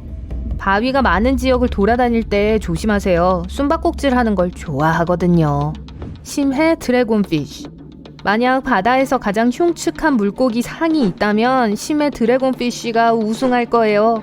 끈적거리는 비늘이 없는 피부, 거대한 치아, 그리고 엄마만이 사랑할 수 있는 얼굴을 가진 이 바다의 나쁜 녀석은 얽혀서 좋을 게 없어요. 가장 어둡고 추운 바다 표면 아래 213m와 1829m 사이에서 수영하는 걸 좋아하죠. 이 목록에 있는 다른 생물들과 함께 심해 드래곤피쉬는 먹이를 잡기 위해 생물 발광하는 신체 부위에 의존해요. 또 아래턱에서 나오는 끝에 붉은 빛이 나는 매달린 부속기관을 사용해요. 많은 물고기들이 이 작은 빛을 먹이로 착각해서 심해 드래곤피쉬의 턱으로 유인되죠. 아주 똑똑해요. 드래곤피쉬 진짜 똑똑해요. 송곳니 물고기. 마리아나 해구는 수심 1668m 깊이의 해구예요. 바다 표면에서 거의 11km 아래에 있죠. 이걸 염두에 두세요. 과학자들은 마리아나 해구가 존재한다는 걸 알고는 있지만 이곳은 지구상에서 가장 탐험이 덜 된 곳 중 하나예요. 또 지구 해양의 가장 깊은 지역이기도 하죠. 비록 많은 생물들이 아직 인간에 의해 발견되지 않았지만 과학자들은 송곳니 물고기에 대해 알게 되는 소름 끼치는 기쁨을 누렸어요. 송곳니 물고기는 뻔뻔스럽게도 그 이름에 걸맞게 살아요. 저것 좀 보세요. 송곳니 물고기는 육식성 동물이며 날카로운 이빨이 있는 입에 걸리는 거의 모든 걸 먹고 살아요. 이 물고기들은 먹이를 찾기 위해 접촉 화학 반응에 의존해요. 다른 말로 하면 깊은 바닷속에 살아있는 다른 유기체에서 나오는 화학 잔류물을 감지할 수 있다는 거예요. 다른 많은 심해어들과는 달리 이들은 몸에 빛을 내는 세포가 없기 때문이에요. 게다가 거긴 꽤 어두워요. 그래서 가는 길에 마주치는 게 뭐든 다 씹어 먹어버릴 거예요. 이 녀석들은 꽤 무서워 보이지만 인간에게는 위협이 되지 않아요. 길이가 겨우 18cm밖에 되지 않거든요. 그렇다고 해도 전 바다에서 느긋하게 수영하는 동안 이런 것들과는 마주치고 싶진 않을 거예요. 둥클레오스테우스. 아주 묘하게도 바다의 티라노사우루스라고 알려진 이 선사시대 물고기는 이빨이 없었어요. 이빨은 뼈로 된 판으로 대체되어 그 크기의 다른 괴물들 중에서 가장 강한 턱힘을 가지고 있어요. 마귀상어. 만약 상어에 관한 영화가 무섭다고 생각했다면 이 다음 심해 생물은 두 번 다시 바다에 수영하러 가지 않는다고 맹세하게 만들 거예요. 하지만 914m의 물속에 살기 때문에 직접 보지는 못할 거예요. 마귀상어는 여러분의 최악의 악몽에서 나온 생물과 상어가 섞인 것처럼 보여요. 이 상어들은 검처럼 튀어나온 주둥이와 그에 걸맞은 튀어나오는 턱을 자랑해요. 회색빛이 더 많은 다른 상어들과는 달리 이 소름 끼치는 녀석은 분홍색인데도 그다지 예뻐 보이지 않아요. 거친 표정 외에 과학자들이 마귀상어에 대해 진짜로 알고 있는 건 뭘까요? 글쎄요, 별로 많지는 않아요. 길이가 5m까지 자랄 수 있다는 것을 빼고요. 이 녀석들에 대해 배울 게 아직 많은 것 같네요. 감히 그런다면 말이죠. 그런데 상어는 잠을 자지 않는다는 것 알고 계셨나요? 많은 종들은 산소를 얻기 위해 아가미로 물을 계속 이동시켜줘야 해요. 그래서 그들은 우리처럼 깊은 잠에 빠질 수 없어요. 그래서 상어들이 쉬는 동안 반쯤 깨어있는 거예요. 전형적으로 상어는 심지어 눈도 감지 않아요. 쿠키커터 상어. 이 상어의 아랫니는 크고 날카로운 반면 윗니는 훨씬 작은 살아있는 공포예요. 상어의 이빨이 빠지면 상어는 칼슘 수치를 유지하기 위해 이빨을 먹어요. 상어에겐 꽤 똑똑한 해결책이네요. 주름상어. 주름상어를 공부하는 건 선사시대로 거슬러 올라가는 포탈을 타는 것과 같아요. 왜냐하면 과학자들은 이들의 가장 오래된 조상이 심해를 누비고 다닌 이래 이 뱀장어같이 생긴 상어들이 많이 변화하지 않았다고 생각하기 때문에 때로는 살아있는 화석이라고도 불러요. 이 상어들의 입은 뒤쪽으로 향해 있는 25개의 무시무시한 날카로운 이빨로 가득 차 있어요. 총 300개나 되죠. 1884년에 출판된 에식스 연구소의 회보에 게재된 상어의 초기 연구에 따르면 먹이를 잡아 도망치지 못하도록 단단히 붙잡게 만들어졌어요. 수영하는 사람들에게는 다행히도 주름상어는 바다 표면 아래 119m에서 1280m 사이에 살고 있어서 마주칠 일은 없을 거예요. 아마도요. 이건 치과 의사들의 최악의 악몽일 거예요. 노던 스타게이저. 이 귀요미 좀 보세요. 노던 스타게이저는 분명 해저에서 보고 싶은 게 아닐 거예요. 이 무시무시한 생물은 먹이를 기다리기 위해 얼굴을 위로 두고 모래 밑에 몸을 숨겨요. 테슬 워베궁 샤크. 여기 목록에 또 다른 카펫상어가 있네요. 바다 밑바닥에 낮게 누워 끈기 있게 먹이가 오길 기다리죠. 퉁소상어. 퉁소상어는 사실 상어가 아니라 뼈가 아주 많은 물고기예요. 이것 또한 살아있는 화석이죠. 지난 4억 년 동안 변하지 않았거든요. 믿거나 말거나 상어와 인간은 약 4억 4천만 년 전에 살았던 공통 조상이 있어요. 비록 우리 둘 다 나름의 방식으로 진화했지만 여전히 그 연관성의 흔적이 몇몇 남아있어요.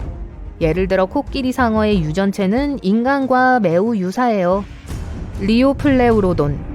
이 무시무시한 생물들의 목록은 무서운 선사시대의 리오플레우로돈에 대한 언급 없이는 불완전할 거예요. 이 육식성 해양 파충류는 주라기 중기의 칼로비아 시기에 존재했고 길이 2.7m로 바다를 지배했어요. 과학자들은 리오플레우로돈이 장거리를 헤엄칠 수 있는 능력과 노처럼 생긴 4개의 다리를 갖고 있었기 때문에 이 심해 해구에서 번성할 수 있었다고 믿고 있어요. 아마 이 지역의 다른 동물들처럼 먹이를 향해 나아가진 못했겠지만 아주 무자비하고 효율적으로 가속하고 공격했어요. 게다가 먹이 냄새를 맡기 위해 긴 주둥이에 의존했기 때문에 과학자들은 사냥 시 이들이 시각에 의존하지 않았다고 믿게 되었죠. 그건 어두운 마리아나 해구에서도 번성할 수 있었다는 걸 의미해요. 약 1억 5천만 년 전 리오플레우로돈은 번성하는 다른 해양 파충류들과의 먹이 경쟁으로 인해 멸종되었어요. 그리고 제가 그게 다행이라고 말한다면 다들 동의하시겠죠? 과학자들이 해저의 5%만을 탐사했다는 걸 고려했을 때 상상할 수 있는 가장 무서운 바다 생물들을 발견한 걸 생각해보면 심해에 어떤 다른 동물들이 살고 있을지 우린 상상만 할 수 있어요. 아마도 이건 여러분의 상상 속에 간직하는 게 가장 좋겠죠. 그렇죠? 넓은 주둥이 상어. 이 상어는 여과식자이며 비록 거대한 입이 꽤 위협적으로 보일 수 있지만 인간 친화적이에요. 돌묵상어처럼 이들은 끊임없이 입을 크게 벌리고 헤엄쳐요. 마치 트위터에 있는 듯 말이죠. 꿀꺽장어. 이 심해 장어는 한 번에 자신의 2배 크기의 먹이를 삼킬 수 있는 쉽게 팽창하는 배가 있어요. 아주 특이한 턱 모양을 갖고 있고 길이가 약 61에서 91cm에 이를 수 있어요. 해저 근처에 있는 큰 통나무 보이시나요? 어쩌면 오래된 배의 일부일지도 몰라요. 보물, 금, 다이아몬드, 난 부자예요. 가까이 다가가면서 뭔가를 알아차려요. 이게 헤엄치네요? 상어나 돌고래는 아니에요. 바다 악어예요. 자, 당황하지 마세요.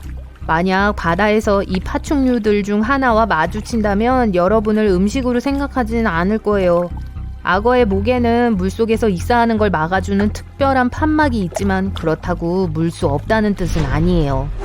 보통 가까운 섬으로 가는데 그곳으로 가는 가장 빠른 방법은 바디 서핑을 하는 거예요. 페리를 탈 수는 없지 않겠어요? 멀리서 보는 건 괜찮을 거예요. 바로 해안으로 헤엄쳐가지만 마세요. 얕은 물에서 먹이 사냥을 위해 매복하는 걸 좋아하거든요.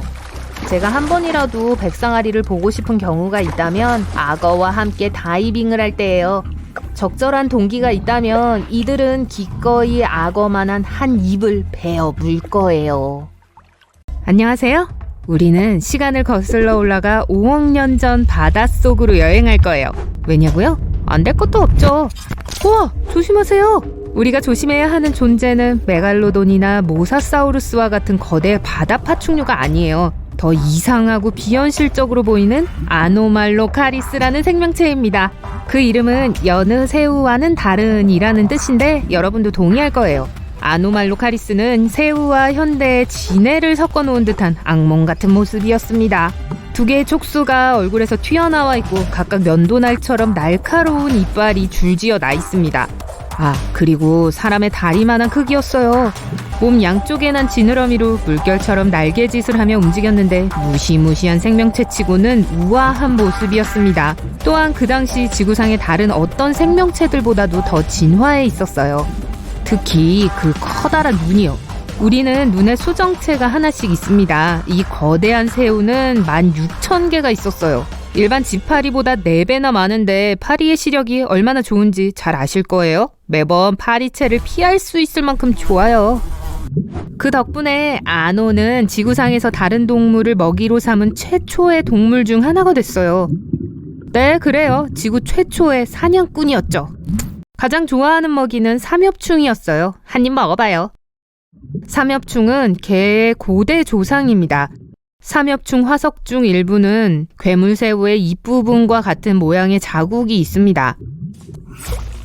과거에는 대기 중에 더 많은 산소가 있었기 때문에 이런 괴물들이 매우 거대하게 자랐어요.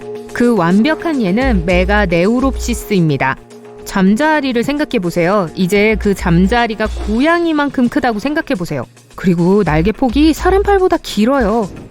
몬스터 크기의 잠자리인 메가는 다른 곤충이나 심지어 작은 동물도 쉽게 잡을 수 있었습니다. 그리고 하늘을 빠르게 날 수 있었죠. 그 당시만 해도 이 거대한 잠자리에 대적할 만한 큰 새나 다른 날아다니는 천적이 없었습니다. 그래서 가능한 한 얼마든지 크게 자랄 수 있었어요. 과거의 피라냐도 초대형 크기였어요. 메가 피라냐는 오늘날 피라냐의 약 3배 크기였어요. 무는 힘은 거의 호랑이에 가까웠고 호랑이는 사자보다 2배 더 세게 물어요. 이는 아마도 다른 물고기와 물에 너무 가까이 접근한 육지 생물들 뿐만 아니라 큰 거북이나 다른 운이 나쁜 껍데기가 있는 동물들도 쉽게 먹을 수 있다는 걸 의미합니다. 그리고 재밌는 사실? 오늘날의 피라냐는 대치 상태에 놓이려고 할 때 개처럼 짖습니다. 실제로는 개구리가 개굴대는 소리에 더 가까워요. 하지만 거대한 크기의 고대 피라냐 사초는 어떤 소리를 냈는지 궁금해집니다. 곰이 포효하는 소리 같았을까요? 침대만한 거대 바다 정갈은 어때요? 약 4억 6천만 년 전으로 거슬러 올라가면 발밑에서 수영하는 걸 볼 수 있을 거예요. 그리고 그 꼬리를 조심하세요. 과학자들은 아직도 이 생물들이 현대의 보통 육지 정갈처럼 독을 주입하는데 꼬리를 사용할 수 있었는지는 잘 모릅니다. 어쨌든 간에 그 근처에 가고 싶지 않다는 건 확실해요. 그리고 또 하나의 동물이 있어요. 테리지노사우루스. 테리는 긴 팔을 가진 거위처럼 생겼어요. 그리고 이 거위 공룡이 2층 정도로 키가 크고 버스보다 길다고 말했나요?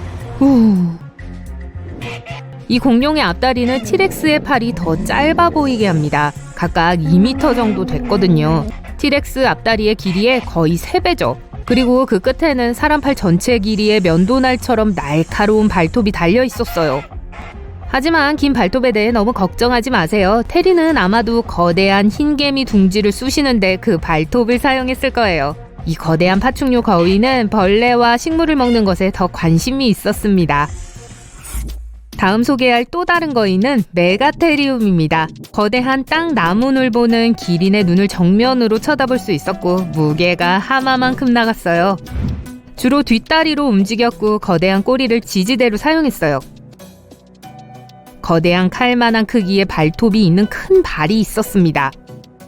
나무늘보는 적으로부터 방어하고 먹이를 찾기 위해 나뭇가지를 구부리는데 이 발톱을 사용했어요. 하지만 땅 나무늘보에게 가장 큰 위험은 공룡이나 검치오가 아니었습니다. 바로 우리 인간이었어요. 네, 인간들이 마침 등장해서 땅 나무늘보와 만나게 됩니다. 그리고 잡아먹었어요. 티타노보아는 15m 길이의 무서운 뱀이었어요. 거대한 메갈로돈만큼이나 컸습니다. 또한 오늘날 뱀들 사이에서 헤비급 챔피언인 그린 아나콘다보다 2배 이상 더 무거웠습니다. 악어는 이 뱀의 단골 메뉴였어요.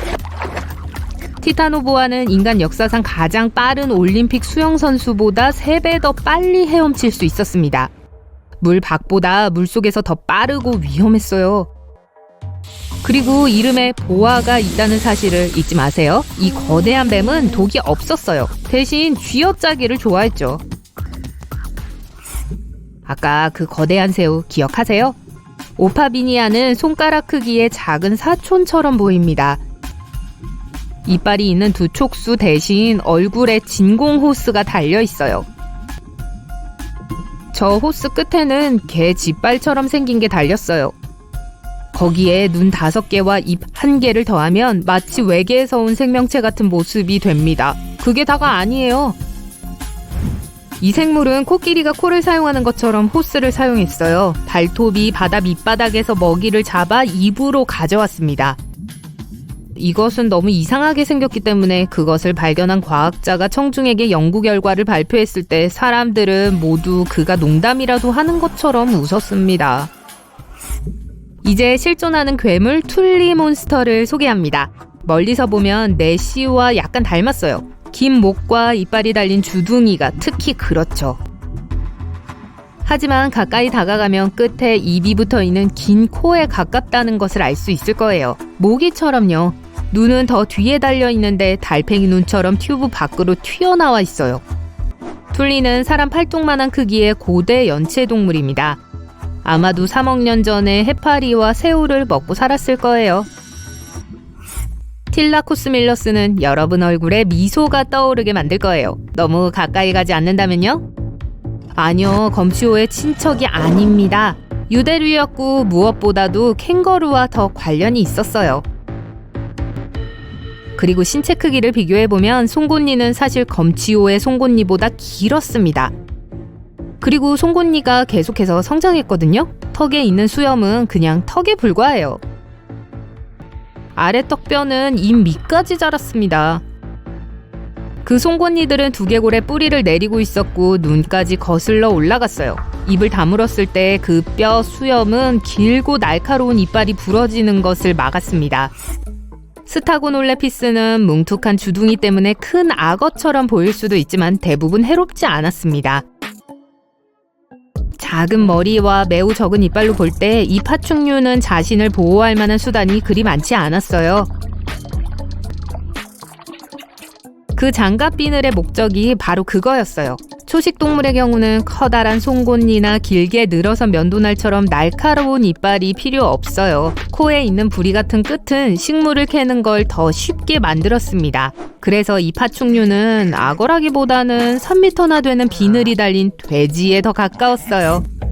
바실로사우루스는 약 4,500만 년 전에 우리 행성에 살았던 고대 고래의 한 종류입니다. 대왕고래만큼 길지는 않았지만 이 고래는 여전히 다른 고래들과 심지어 상어를 잡아먹을 만큼 충분히 컸어요.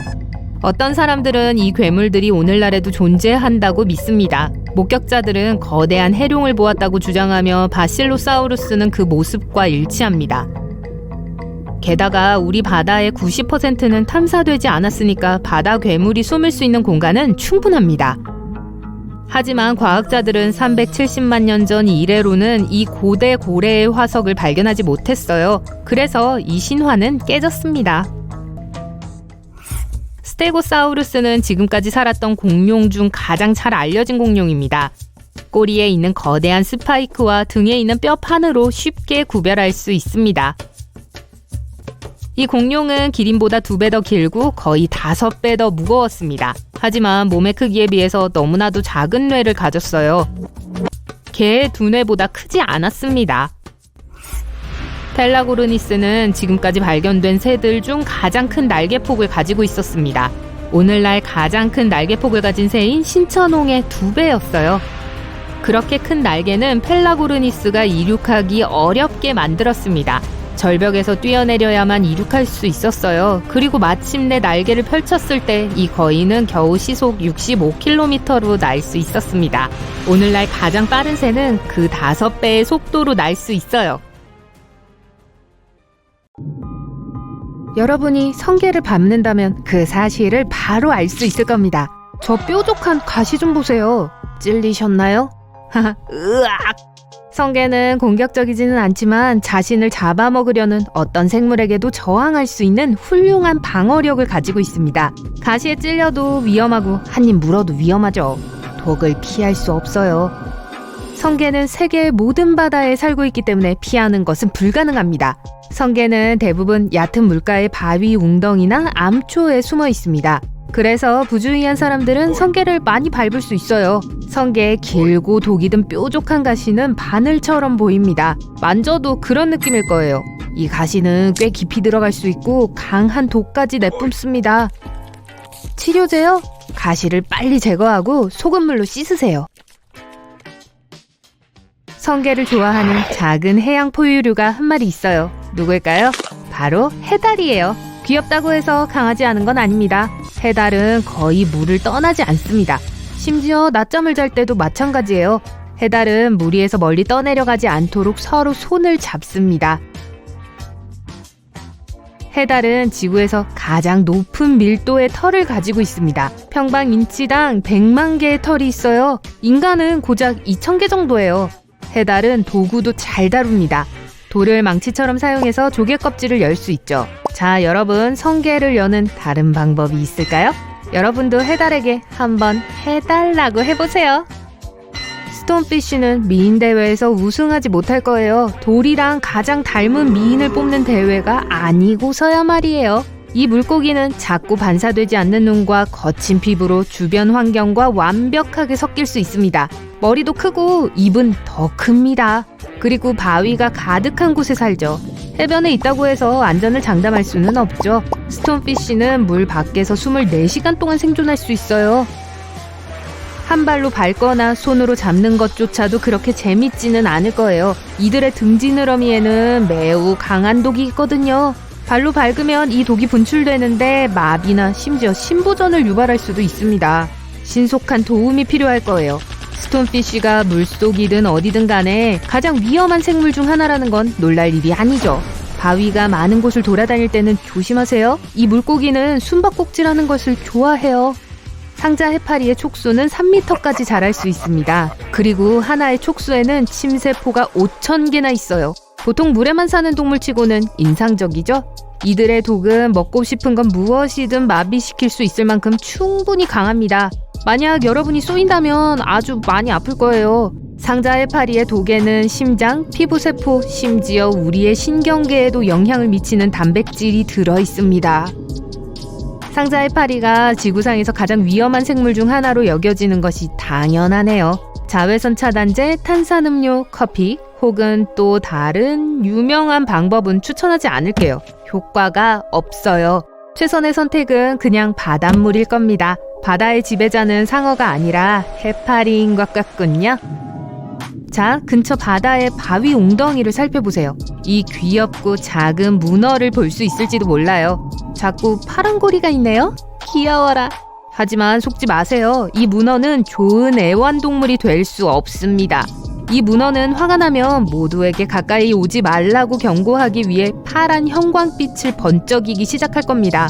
그리고 이런 빛을 보면 도망가시길 강력히 권고합니다. 이 문어의 독은 청산가리보다 1000배나 더 위험해요. 또한 알려진 해독제도 없습니다. 가장 좋은 방법은 사진을 찍고 멀리 도망가는 거예요. 더 좋은 방법이요? 그냥 도망가세요. 아무리 문어라고 해도 보통은 물속에서 나오지 못할 테니까요. 전 차라리 장난감에 새우나 붙이고 놀래요. 해저 근처에 큰 통나무가 보이시나요? 어쩌면 오래된 배의 일부, 보물, 금, 다이아몬드일지도 몰라요. 횡재다! 가까이 다가가는데 뭔가 눈에 띄네요? 헤엄을 치고 있어요. 이 통나무는 상어나 돌고래가 아니에요. 바다 악어입니다. 자, 당황하지 마세요. 만약 여러분이 바다에서 이 악어를 마주친다 해도 이들이 여러분을 음식으로 생각할 가능성은 거의 없습니다. 이 악어의 목에는 물속에서 익사하는 것을 막아주는 특별한 밸브가 있습니다. 그렇다고 물 수 없다는 뜻은 아니에요. 보통 이 악어는 근처의 섬으로 가는 중인데 맨몸 서핑이 가장 빠른 이동 방법일 뿐일 겁니다. 배를 탈 수가 없다네요. 멀리서 보는 건 괜찮습니다. 당장 해안으로 헤엄쳐 가지는 마세요. 바다 악어는 얕은 물에 매복해 점심을 사냥하길 좋아합니다. 제가 백상아리를 한 번이라도 보고 싶은 때가 있다면 그건 아마 제가 악어와 함께 잠수를 했을 때일 겁니다. 백상아리가 제대로 자극을 받는다면 악어를 한입거리로 잡아먹을 테니까요. 멕시코 해안에서의 항해라니 완벽한 휴가일 것 같죠? 태양과 푸른물, 가장 큰 멸종 위기에 처한 바다 생물까지요. 잠깐, 뭐라고요? 바키타 돌고래는 위험하지는 않지만 인사나 사인을 해주려고 배에 다가오지는 않을 겁니다. 부끄러움을 정말 많이 타거든요. 스페인어로 작은 소를 뜻하는 바키타는 바다에 사는 작은 포유류입니다. 눈 주위에 검은 자국이 있는데 제 눈엔 바다 판다처럼 보이네요. 이 돌고래를 보게 된다면 아주 특별한 경험이 될 거예요. 이들은 멸종위기에 처해 있는데 주로 어망에 이 돌고래들이 사고로 걸리는 경우가 많기 때문이에요. 야생에 10마리밖에 남지 않은 것으로 추정됩니다. 갈라파고스 제도는 전설이죠. 코끼리 거북, 푸른 발얼간이새, 갈라파고스 붉은 개, 붉은 입술 부치까지요. 하지만 만약 이곳에서 수영을 한다면 물속에서 정말 예상치 못한 것을 보게 될지도 몰라요. 바로 이구아나죠. 어디에나 있어요. 이 거대한 해양 파충류는 수중 바위에서 자라는 해조류를 먹습니다. 이들은 엄격한 채식주의자예요. 동네 물고기들이 틀림없이 기뻐하겠네요. 이에 이구아나에게는 수영을 쉽게 할 수 있도록 도와주는 길고 납작한 꼬리와 매일의 일광욕을 위해 바위 위에 올라갈 때 사용하는 날카로운 발톱이 있습니다. 하지만 자세히 보세요. 재채기를 자주 하거든요. 감기에 걸린 건 아니에요. 재채기로 소금을 내뿜어요. 특별한 분비선이 코에 소금이 들어가는 걸 막아주고 이렇게 재채기로 소금을 제거합니다. 고통스럽겠어요. 멋진 건 이 이구아나가 사람과 함께 물속에 머무는 것을 개의치 않아 한다는 거예요. 이 섬은 아주 오래 고립되어 있었기 때문에 이곳의 생물들은 인간을 두려워하지 않는다고 해요. 해변에서 조개 껍질 줍는 것을 좋아하신다면 주운 조개 껍질에 주인이 없는지 확인해보세요. 달팽이는 이 세상 어디에나 있고 대부분 만져도 무해합니다. 하지만 모두 그런 건 아니죠. 절 믿으세요. 정작 오둥은 육지에 사는 달팽이와는 전혀 다릅니다. 채식주의자도 아니에요. 독이 있는 바다 생물은 500여 종이 넘습니다. 그중 몇몇은 사람을 심각히 해칠 수 있습니다. 이 작은 달팽이들은 매우 사악해요. 청자고둥은 작살 같은 이빨로 독을 주입합니다. 그리고 치실도 안 쓴다네요. 청자고둥의 독은 마비, 실명, 폐기능 상실, 그리고 더 심한 증상을 일으킬 수 있습니다. 뒷마당 달팽이에게 잘해주는 게 좋겠어요. 달팽이들이 청자고둥에게 도움을 청할 수도 있잖아요. 바다 생물과 하이파이브를 하고 싶나요? 자, 그렇다면 태즈메니아산 붉은 손 물고기를 만나보세요. 이 물고기는 다른 물고기처럼 헤엄치지 않고 걷는답니다. 이들은 바다 바닥을 거닐기 위해 지느러미 모양의 손을 사용합니다. 이 해저의 보행자들은 수영하는 사람이나 보트의 방해를 자주 받습니다. 어떤 사람들은 심지어 이 물고기를 애완동물 삼아 집에 데려가고 싶어 하기도 해요. 그냥 손만 흔들고 지나가는 게 좋겠어요. 만약 불가사리가 사진 찍히는 걸 좋아한다면 이는 불가사리가 사람과 의사소통을 할 수 있다는 뜻일까요? 의사소통이 가능하다면 불가사리는 자기를 그냥 놔두라고 할 겁니다. 이들은 항상 심술궂어요. 바닷가의 해변 친척들과 달리 악마 불가사리는 크고 위험합니다. 이 불가사리는 그레이트 베리어 리프 같은 거대한 산호지대에서 보통 발견되는데요. 이들의 독은 인간들에게도 공포가 될 수 있습니다. 이 불가사리의 몸에는 독가시가 가득합니다. 즉각적인 고통을 유발하는 강력한 독이죠. 통증은 3시간 이상 지속될 수 있습니다. 그러니까 이 불가사리를 잘못 문지르면 어떻게 되냐고요? 메스껍고 구토를 하게 될 거예요. 완벽한 인스타그램 사진을 찍기에 딱히 이상적이지 않죠. 복어는 작고 귀여워 보이지만 잘못 다룬다면 큰일이 날 수 있습니다. 복어는 전 세계의 수중 생일 파티에서 인기가 아주 많은데요. 풍선으로 변신할 수 있기 때문이죠. 재밌게도 모든 복어에게 독이 든 뾰족한 가시가 달린 것은 아닙니다. 어떤 복어는 부드럽고 귀여워요. 하지만 못된 녀석들의 몸 안에는 매우 독성이 강한 물질이 들어있습니다. 하지만 식당에서 5만 원도 넘던데 이상하네요. 혹시 일본의 별미 푸구에 대해 들어본 적 있으신가요? 독성이 있는 보거 요리예요. 젊은 요리사는 보거를 손질하는 훈련을 몇 년에 걸쳐 합니다. 하지만 한번 실수를 한다면 그 고객은 영영 돌아오지 못할 거예요. 상어는 보거독에 면역이 된 유일한 동물입니다. 상어를 멋지게 만들어주는 또 다른 사실이죠.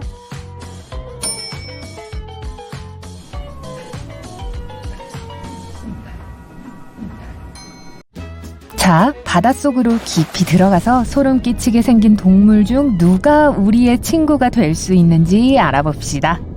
우리는 피지 근처에 있는 나누야 발라바 섬의 열대바다에서 수영을 하고 있습니다. 폭스바겐 비틀 자동차만한 거대한 생명체가 보이나요? 쥐가오리입니다. 긴 채찍 같은 꼬리와 크고 평평한 다이아몬드 모양의 몸을 가지고 있죠. 쥐가오리는 두 가지 종류가 있습니다. 바로 암초 쥐가오리와 대왕 쥐가오리예요. 쥐가오리는 상어와 같은 과에 속하지만 아래턱에 작은 이빨만 있습니다. 동물성 플랑크톤, 작은 물고기, 갑각류를 먹고 삽니다. 쥐가오리는 사교적인 동물이고 사람을 좋아합니다. 일단 가까이 오게 하면 여러분을 관찰하면서 주변을 헤엄칠 거예요. 하지만 뒤쫓지는 마세요. 매우 빠른 수영선수들이거든요. 쥐가오리의 영어 이름인 만타레이는 망토 혹은 담요라는 뜻입니다. 모든 바다생물 중에서 체중에 비례해서 가장 큰 뇌를 가지고 있어요. 거울 속에 자신의 모습을 알아볼 수도 있습니다. 그 다음은 혹돔입니다. 보기엔 흉하게 보여도 한국, 일본, 중국의 얕은 바다에서 만날 수 있는 순한 물고기 중 하나입니다. 턱과 머리에 모두 돌기가 있어요. 아네모네 속에 숨는 것을 좋아하며 보통 100cm의 길이임에도 불구하고 외출하는 것을 두려워합니다. 혹돔 한 마리가 30년 전 일본의 한 스쿠버 다이버와 우정을 쌓았습니다. 다이버가 물고기를 발견했을 때 혹돔은 부상을 입은 상태였고 다이버는 물고기의 회복을 도왔어요. 그 잠수부는 수중 신사의 관리인이었습니다. 그는 수중 배를 쳐서 물고기를 불렀어요. 세계에서 가장 큰 물고기인 고래상어와 함께 수영해 볼까요? 이 생물은 상어지만 고래와 많은 공통점을 가지고 있습니다. 100년 동안 살 수 있지만 두뇌는 아주 작아요. 고래상어는 인간에게 무관심합니다. 먹을 수 없는 건 신경도 안 써요. 그리고 다른 상어종들과 달리 여러분을 물지 않을 거예요. 고래상어는 역과 섭식 동물입니다. 이빨은 있어요. 그것도 무려 3,000개나요. 하지만 이빨을 사용하지 않습니다. 입이 저처럼 크긴 하지만 목구멍은 100원짜리 동전 크기밖에 안 된답니다.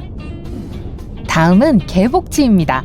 꼬리가 없는 이 물고기는 마치 반으로 잘린 것처럼 보입니다. 커다란 지느러미를 가지고 있어서 수면에 접근하는 모습을 보면 여러분은 상어가 다가오고 있다고 생각할 거예요. 개복치는 물속 깊이 잠수해서 다른 물고기들이 자기 피부의 각질을 없애고 기생충을 제거하도록 합니다. 일단 이 작업이 끝나면 다시 표면으로 돌아와 일광욕을 하죠. 또한 식욕이 왕성합니다. 만약 물속에서 여러분을 보면 다가와서 여러분을 관찰할 거예요. 하루 안에 여러분이 손으로 직접 먹이를 줄 만큼 친해질 수 있어요. 항상 웃고 있는 것처럼 보이는 동물 큰 돌고래를 소개합니다. 가장 사교성이 뛰어난 바다 생물 중 하나이며 무리를 지어 이동합니다. 큰 돌고래는 놀이를 좋아하고 사냥하고 새끼를 기르고 공동체에서 서로 돕기를 좋아합니다. 큰 돌고래는 시속 30km에 이르는 뛰어난 수영선수입니다. 보통 수면 위로 올라와 머리에 있는 숨구멍으로 공기를 마십니다. 큰 돌고래는 의사소통에 뛰어나고 서로에게 메시지를 보냅니다. 반향 위치 측정을 사용해서 방향을 탐색하고 먹이를 찾아요. 사람들을 만나면 매우 호의적입니다. 너무 경계심을 늦추기 때문에 오히려 상어와 같은 다른 바다 생물에게 약점을 보이게 됩니다. 태평양 연안으로 향하면 귀신고래를 만나게 될 거예요. 귀신고래는 피부가 기생충과 기타 유기체들로 덮여 있어서 주둥이가 마치 거친 바위 조각처럼 보입니다. 먼저 귀신고래에게 잘 보이도록 하세요. 귀신고래는 새끼들이 위험에 처했다고 느끼면 큰 보트, 배, 선박을 공격하기도 합니다. 그래도 일반적으로는 순에서 노를 저으면서 카약을 타는 사람들을 봐도 신경 쓰지 않습니다. 어떤 경우에는 작은 보트에 접근하여 사람이 만질 수 있게 허락하기도 하죠. 하지만 법으로 거리를 두도록 되어 있습니다. 귀신고래는 원한다면 더 가까이 접근할 거예요. 그리고 위협을 느끼면 공격적으로 행동할 겁니다. 머리에 연장을 달고 있는 물고기를 소개합니다. 귀상어예요. 귀상어의 두개골은 사냥에 도움이 됩니다. 눈은 망치 모양 머리 바깥쪽 가장자리에 달려 있어서 360도 수직 시야를 제공합니다. 하지만 코 앞이 사각지대죠. 귀상어의 머리는 금속 탐지기와 같습니다.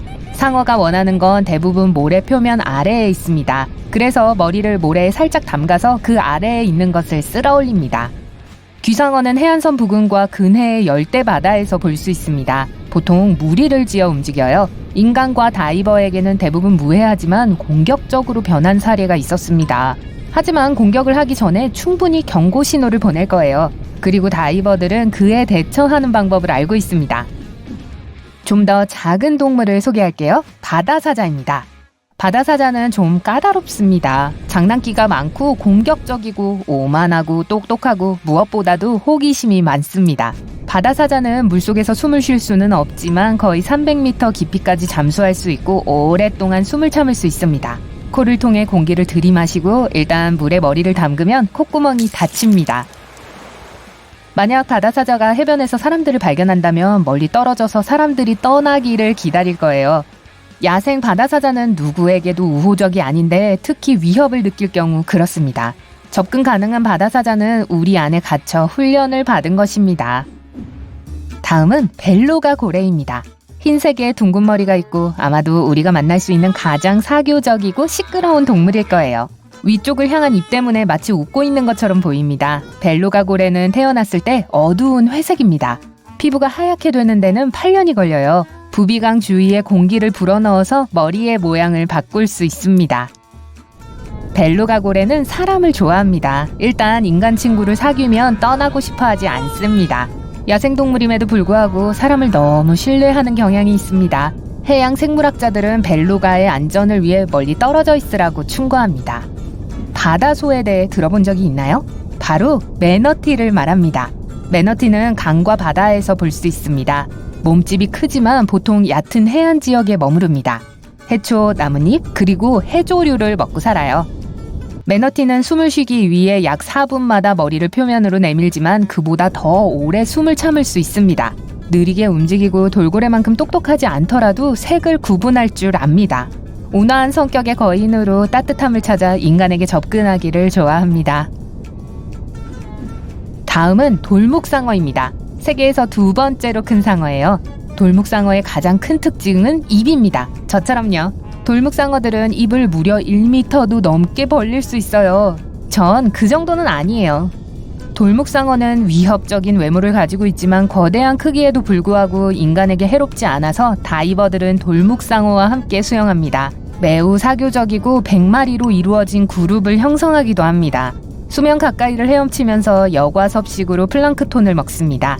돌묵상어도 많은 이빨이 있지만 사용하지 않습니다. 여러분은 어떤 동물이 30분 동안 큰 소리로 노래를 부를 수 있는지 아세요? 알아요. 베리 매너티. 베리 매닐로우라는 옛날 가수가 있었죠. 정답은 혹등고래입니다. 과학자들은 혹등고래가 낮은 울음소리와 소음을 내는 이유를 알지 못합니다. 어쩌면 짝을 유혹하기 위해 의사소통을 하려는 걸지도 몰라요. 해안선 근처에서 작은 먹이를 먹고 있는 혹등고래를 볼 수 있는데 꼬리를 이용해서 물속에서 앞으로 나아갑니다. 혹등고래는 매우 조심성이 많아서 귀신고래만큼 사교적이지는 않습니다.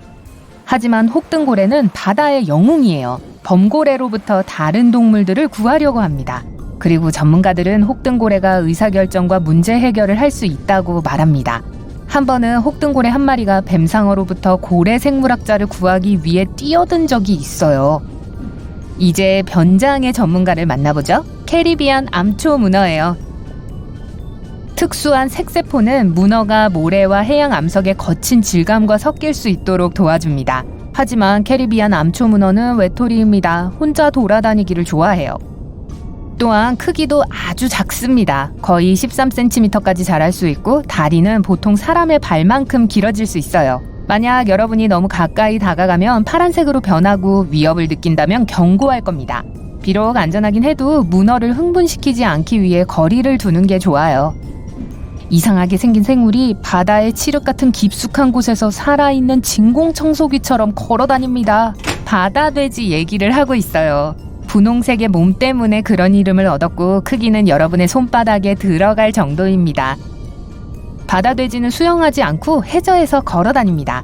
다리는 5에서 7쌍의 커다란 튜브 같은 발로 이루어져 있고 입 주위에 촉수를 가지고 있어서 진흙을 쑤시고 다니면서 먹을 만한 찌꺼기를 찾습니다. 냠냠. 바다돼지는 연약하기 때문에 다른 바다 생물로부터 스스로를 보호하는 독성 피부를 가지고 있습니다.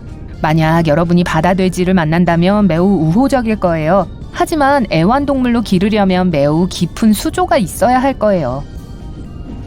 미끈미끈한 해상생물 얘기가 나와서 말인데 빛 해파리에 대해서 얘기해보죠. 빛 해파리는 순한 동물로 따뜻한 여름 저녁에 해안 가까이에서 수영하는 것을 좋아합니다. 2가지 종류가 있는데 어떤 건 촉수가 2개이고 어떤 건 촉수가 하나도 없어요. 어둠 속에서 빛나고 물속에서 빛을 발하기 때문에 밤에 발견하실 수 있습니다. 그중 하나는 바다 구스베리입니다. 모래 위에서 젤리로 된 투명한 방울처럼 보이는데 티스푼에 들어갈 만한 크기입니다. 다른 해파리와는 달리 빛 해파리는 쏘는 세포가 없기 때문에 쏘지 않아요. 그래서 같이 수영해도 안전합니다. 이 귀여운 쿠키 커터를 보세요. 언뜻 보기에는 큰 멸치처럼 보이지만 실제로는 작은 상어입니다. 이 상어는 50cm 이상 자라지 않지만 그렇다고 해서 다른 상어보다 덜 위험한 건 아니에요. 이 상어는 훨씬 더 큰 동물을 작은 덩어리로 물어 뜯어먹는 독특한 먹이 전략을 가지고 있어 달콤한 쿠키라는 이름을 얻었습니다. 이 작은 녀석들은 물기둥 깊숙한 곳에 살기 때문에 매우 신비스럽고 연구하기 어려워요. 어디에 서식하는지 정확히 알 수는 없지만 전 세계 특히 열대 및 온대 지역에서 발견되고 있습니다. 쿠키커터 상어는 완전한 기생충입니다. 더 큰 동물을 잡아먹으며 생명을 유지해요. 날카로운 윗니로 큰 상어, 물고기, 심지어 해양 포유류의 살갗을 붙잡아요. 그런 다음 강한 아랫니로 입 크기의 살점이나 고름덩어리를 퍼냅니다. 아야! 참다랑어, 백상아리, 큰 돌고래와 같은 대형 포식자들도 이 작은 상처에게 상처를 입을 수 있으니까 조심하세요.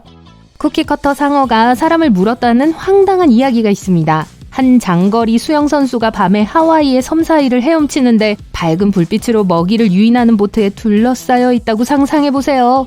네, 그 수영선수는 종아리를 심하게 물려 흉터가 남았지만 다행히 영구적인 손상은 없었습니다. 교훈, 쿠키커터 상어가 먹이 사냥에 열중할 때 함부로 건드리지 마세요. 이렇게 사냥을 하기 위해서는 입이 잘 갖춰져 있어야 하겠죠? 입 자체는 짧은 선처럼 가로지르며 크고 살이 많은 입술로 둘러싸여 있어 무엇이든 빨아들일 수 있습니다. 턱에는 위쪽에 30개에서 37개, 아래쪽에는 25개에서 31개의 이빨이 있는데 커지면서 이빨 수도 늘어나요. 위쪽 이빨은 작고 좁고 하나의 매끄럽고 뾰족한 부분으로 똑바로 서 있습니다. 반면 아래 이빨은 칼처럼 훨씬 크고 넓고 서로 맞물려 톱날처럼 날카로운 칼날을 만들어요. 다른 상어와 마찬가지로 쿠키커터도 일생 동안 이빨을 잃게 됩니다. 하지만 쿠키커터 상어는 다른 상어들과는 달리 상실된 치아를 삼켜버려요. 일부 과학자들은 쿠키 상어가 영양이 부족한 심해에 살면서 칼슘과 같은 중요한 치아 형성 물질을 재활용하기 위해 이 같은 행동을 한다고 생각해요. 영양제에 대한 새로운 접근 방식이네요. 상어는 밤에는 수면 가까이에서 낮에는 수면 깊은 곳에서 먹이를 먹기 때문에 거의 항상 어둠 속에 있습니다. 이 교활한 작은 상어는 배에 전략적으로 배치된 광포자라는 특별한 빛 생성기관을 가지고 있어요. 이 광포자는 마치 위장하듯 위에서 들어오는 빛과 잘 섞이도록 도와줍니다. 생체 발광의 세계에서 고전적인 행동이죠. 쿠키커터 상어는 또한 목 주위에 빛이 나지 않는 멋진 칼라가 있습니다. 일부 과학자들은 이 칼라가 멋진 미끼처럼 작용해서 아래에서 보면 맛있는 작은 물고기처럼 보이게 한다고 생각해요. 굶주린 상어떼가 얼마나 거부할 수 없을지 상상해보세요. 거절할 수 없는 저녁 식사 초대장 같은 거죠. 어떤 상어들은 위를 뱉었다가 도로 제자리에 넣는 괴상한 능력을 갖고 있어요. 그러면 편리할 것 같긴 하네요. 대부분의 상어들은 엄청난 양의 음식을 먹어요. 하지만 문제는 자신들이 삼킨 모든 것을 소화하지 못한다는 거예요. 바다거북 등껍질과 부리, 새 깃털과 뼈, 랍스터 집게 등등과 같은 것들을 다시 뱉어낼 방법이 필요해요. 그러면 이 놀라운 생물들은 모든 내용물들과 함께 자진해서 위 전체를 토해내죠. 내용물을 다 꺼내면 주요 소화기관을 다시 안으로 넣어요. 이 과정은 1초도 안 걸립니다. 백상아리나 청상아리 같은 일부 상어종들은 눈을 따뜻하게 하는 특별한 시스템을 갖고 있어요. 망막이 눈과 뇌를 따뜻하게 해주죠. 이는 움직임을 더 잘 감지하는 데 도움이 될 뿐만 아니라 해상도도 향상시켜줍니다. 청상아리 같은 경우 이 종은 종종 다른 기온을 가로질러 수직으로 이동해요. 우린 대부분 움직일 수 있는 턱이 한 개뿐이지만 상어들은 아래턱과 위턱을 자유롭게 움직일 수 있어요. 별도로 움직이면 먹이를 더 잘 물 수 있고 더 빨리 그리고 더 빈틈없이 씹을 수 있게 되죠. 왠지 더 무시무시하네요. 상어는 한 번에 많은 수의 새끼 상어를 낳아요. 물론 종에 따라 달라요. 하지만 예를 들어 청세리 상어는 한 번에 130마리 이상의 새끼를 낳는 것으로 유명해요. 백상아리는 대부분의 정글의 고양이보다 더 강력한 턱 힘을 갖고 있어요. 6m 길이의 수중 사냥꾼은 제곱센티미터당 276kg 이상의 힘을 만들어낼 수 있어요. 그건 사자나 호랑이보다 4배 더 강한 힘이에요. 사람은 센티미터당 쥐꼬리만한 10에서 14kg의 압력으로 이길 승산이 전혀 없죠. 복상어는 엄청난 양의 물을 삼켜서 스스로를 방어해요. 그러면 상어의 몸이 평상시에 2배가 되거든요. 몸집을 키워서 잠재적인 위험을 쫓아내죠. 상어는 일생 동안 5만 개 이상의 이빨을 기를 수 있어요. 하지만 이빨이 모두 다 같은 건 아니에요. 가장 강하고 큰 것은 앞에 있어요. 그리고 뒤에 더 가까이 있는 것들은 작고 그리 강하지 않아요. 하지만 앞니가 손상되면 약한 이가 앞니를 대체할 수 있어요. 이건 상어의 이빨이 사람만큼 깊게 뿌리 내리지 않고 움직일 수 있기 때문에 가능해요. 상어의 피부는 사포와 같은 느낌이에요. 작은 이빨 같은 비늘로 덮여 있거든요. 상어의 꼬리 쪽을 향해 돋아 있습니다. 이 비늘은 상어가 물을 통과할 때 발생하는 마찰을 줄이는 데 도움이 돼요. 고래상어는 피부가 매우 두꺼워요. 몸 일부분은 15cm까지로 두꺼울 수 있어요. 동물 세계에서 가장 두꺼운 것 중에 하나죠. 과학자들이 이 생물의 혈액 샘플을 얻고 싶다면 많은 노력을 해야 해요. 상어는 굉장한 후각을 갖고 있어요. 하지만 그것 외에도 다른 동물을 감지하기 위해 감각 한 가지를 더 사용해요. 머리 주변, 콧구멍 근처, 그리고 코 아래에 특별한 구멍이 있어요. 바로 특별한 기관인데요. 투시력 같은 능력이 있습니다. 모든 생명체는 작은 전기장을 발생시켜요. 이 구멍 덕분에 상어는 그런 전기장을 발견하고 다른 동물들이 어디에 있는지 알아낼 수 있어요. 상어들은 놀라울 정도로 귀가 예민해요. 914m 떨어진 곳에서도 잠재적인 먹잇감의 소리를 들을 수 있어요. 또 물고기의 근육 조직을 수축할 때 생겨나는 것과 같은 저주파 소리를 포착할 수 있어요. 상어는 4억 년 이상 존재해오고 있어요. 그러니까 5번의 대량 멸종 중 4번이나 생존해왔다는 걸 의미하죠. 그 말은 상어는 에베레스트, 인간, 공룡, 심지어 나무보다 훨씬 더 오래 살았다는 게 돼요. 이 생물들은 산호초가 막 형성되기 시작한 시대로 거슬러 올라가요. 어떤 상어종들은 백상아리나 돌묵상어처럼 물 밖으로 뛰어나올 수 있어요. 이들은 공중에 2.5m 이상 뛰어오를 수 있다고 합니다. 이런 점프 능력 덕분에 바다 표범이나 바다새와 같은 동물들을 잡을 수 있어요. 하지만 우리가 남아프리카에 있지 않는 한 물에서 뛰어오르는 상어를 볼 수는 없을 거예요. 상어 뼈는 근육과 연골로 이루어져 있기 때문에 뼈보다 가볍고 밀도가 2배 낮죠. 다른 동물들보다 더 유연한데요. 그래서 다른 동물을 쫓을 때 급커브를 할 수 있게 해줘요. 귀상어가 이상한 모양의 머리를 갖고 있는 데는 이유가 있어요. 특이한 머리 때문에 이 생물은 놀라운 360도 시야를 갖고 있어요. 눈은 약간 앞으로 기울어져 있어서 서로 겹쳐지는 시야를 볼 수 있게 해주죠. 마귀상어의 무시무시한 턱은 탄력이 있는 인대에 붙어 있어요. 동물의 턱을 8cm까지 펼칠 수 있어요.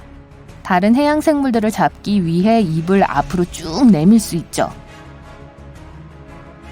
여러분과 달리 상어는 잠을 자지 않아요. 어떤 종들은 계속 수영을 해야만 해요. 안 그러면 물이 아가미를 통해 흐르는 것이 멈춰서 숨을 쉴 수 없게 되죠.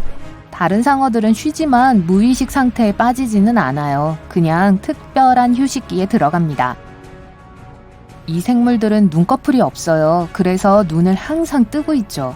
그리고 동공이 주변을 감시하고요. 또 물이 아가미를 통과할 수 있게 입을 벌리고 있어요. 상어는 놀랄 만큼 먼 거리를 쉬지 않고 이동할 수 있어요.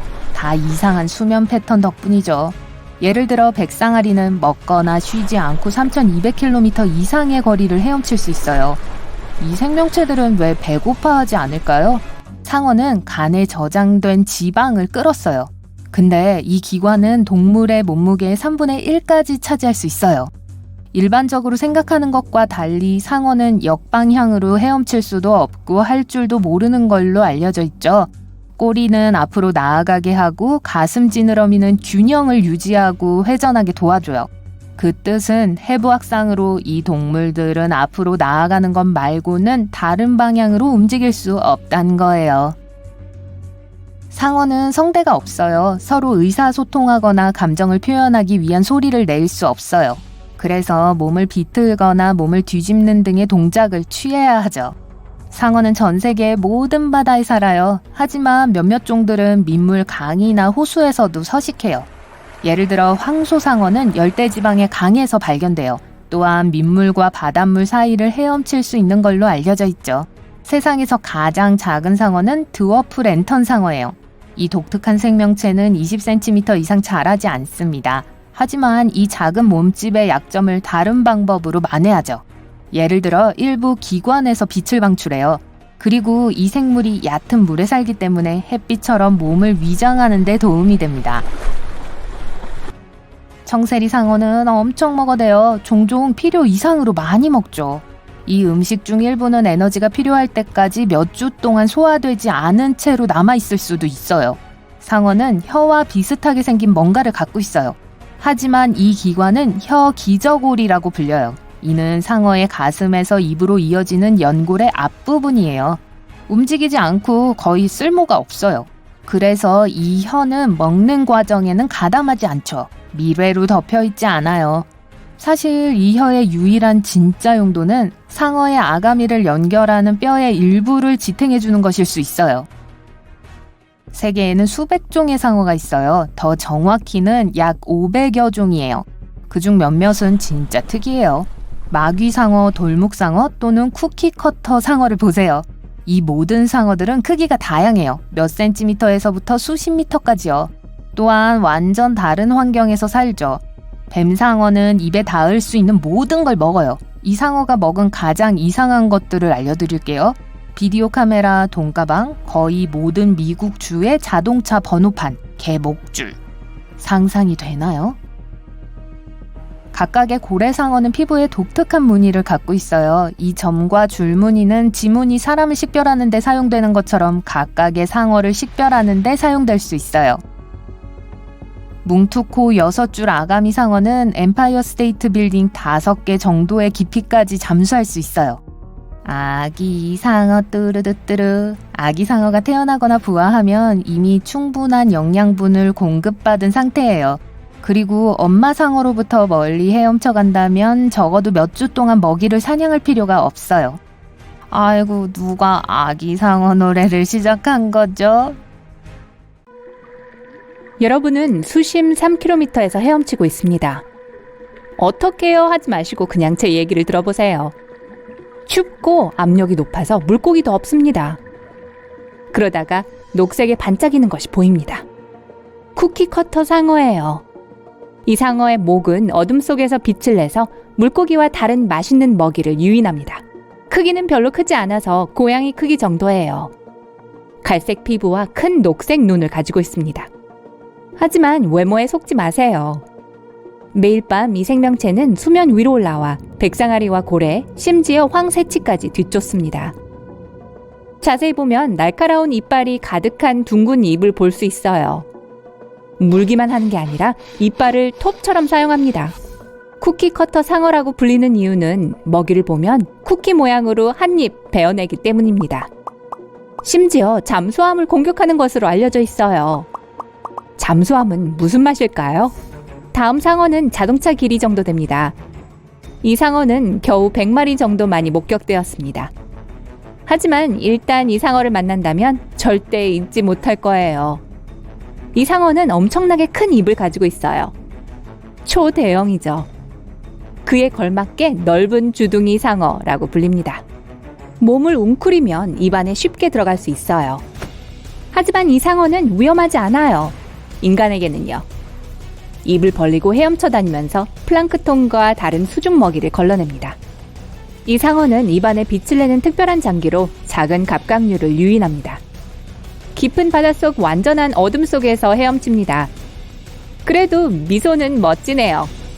환도상어 또한 거대한 신체 부위가 있는데 꼬리예요. 상어 몸체의 거의 절반 길이이고 마치 헬리콥터 프로펠러처럼 보여요. 꼬리를 이용해 사냥하는 몇 안 되는 동물 중 하나입니다. 상어는 물고기 떼를 몰래 덮쳐 꼬리를 흔들어대기 시작합니다.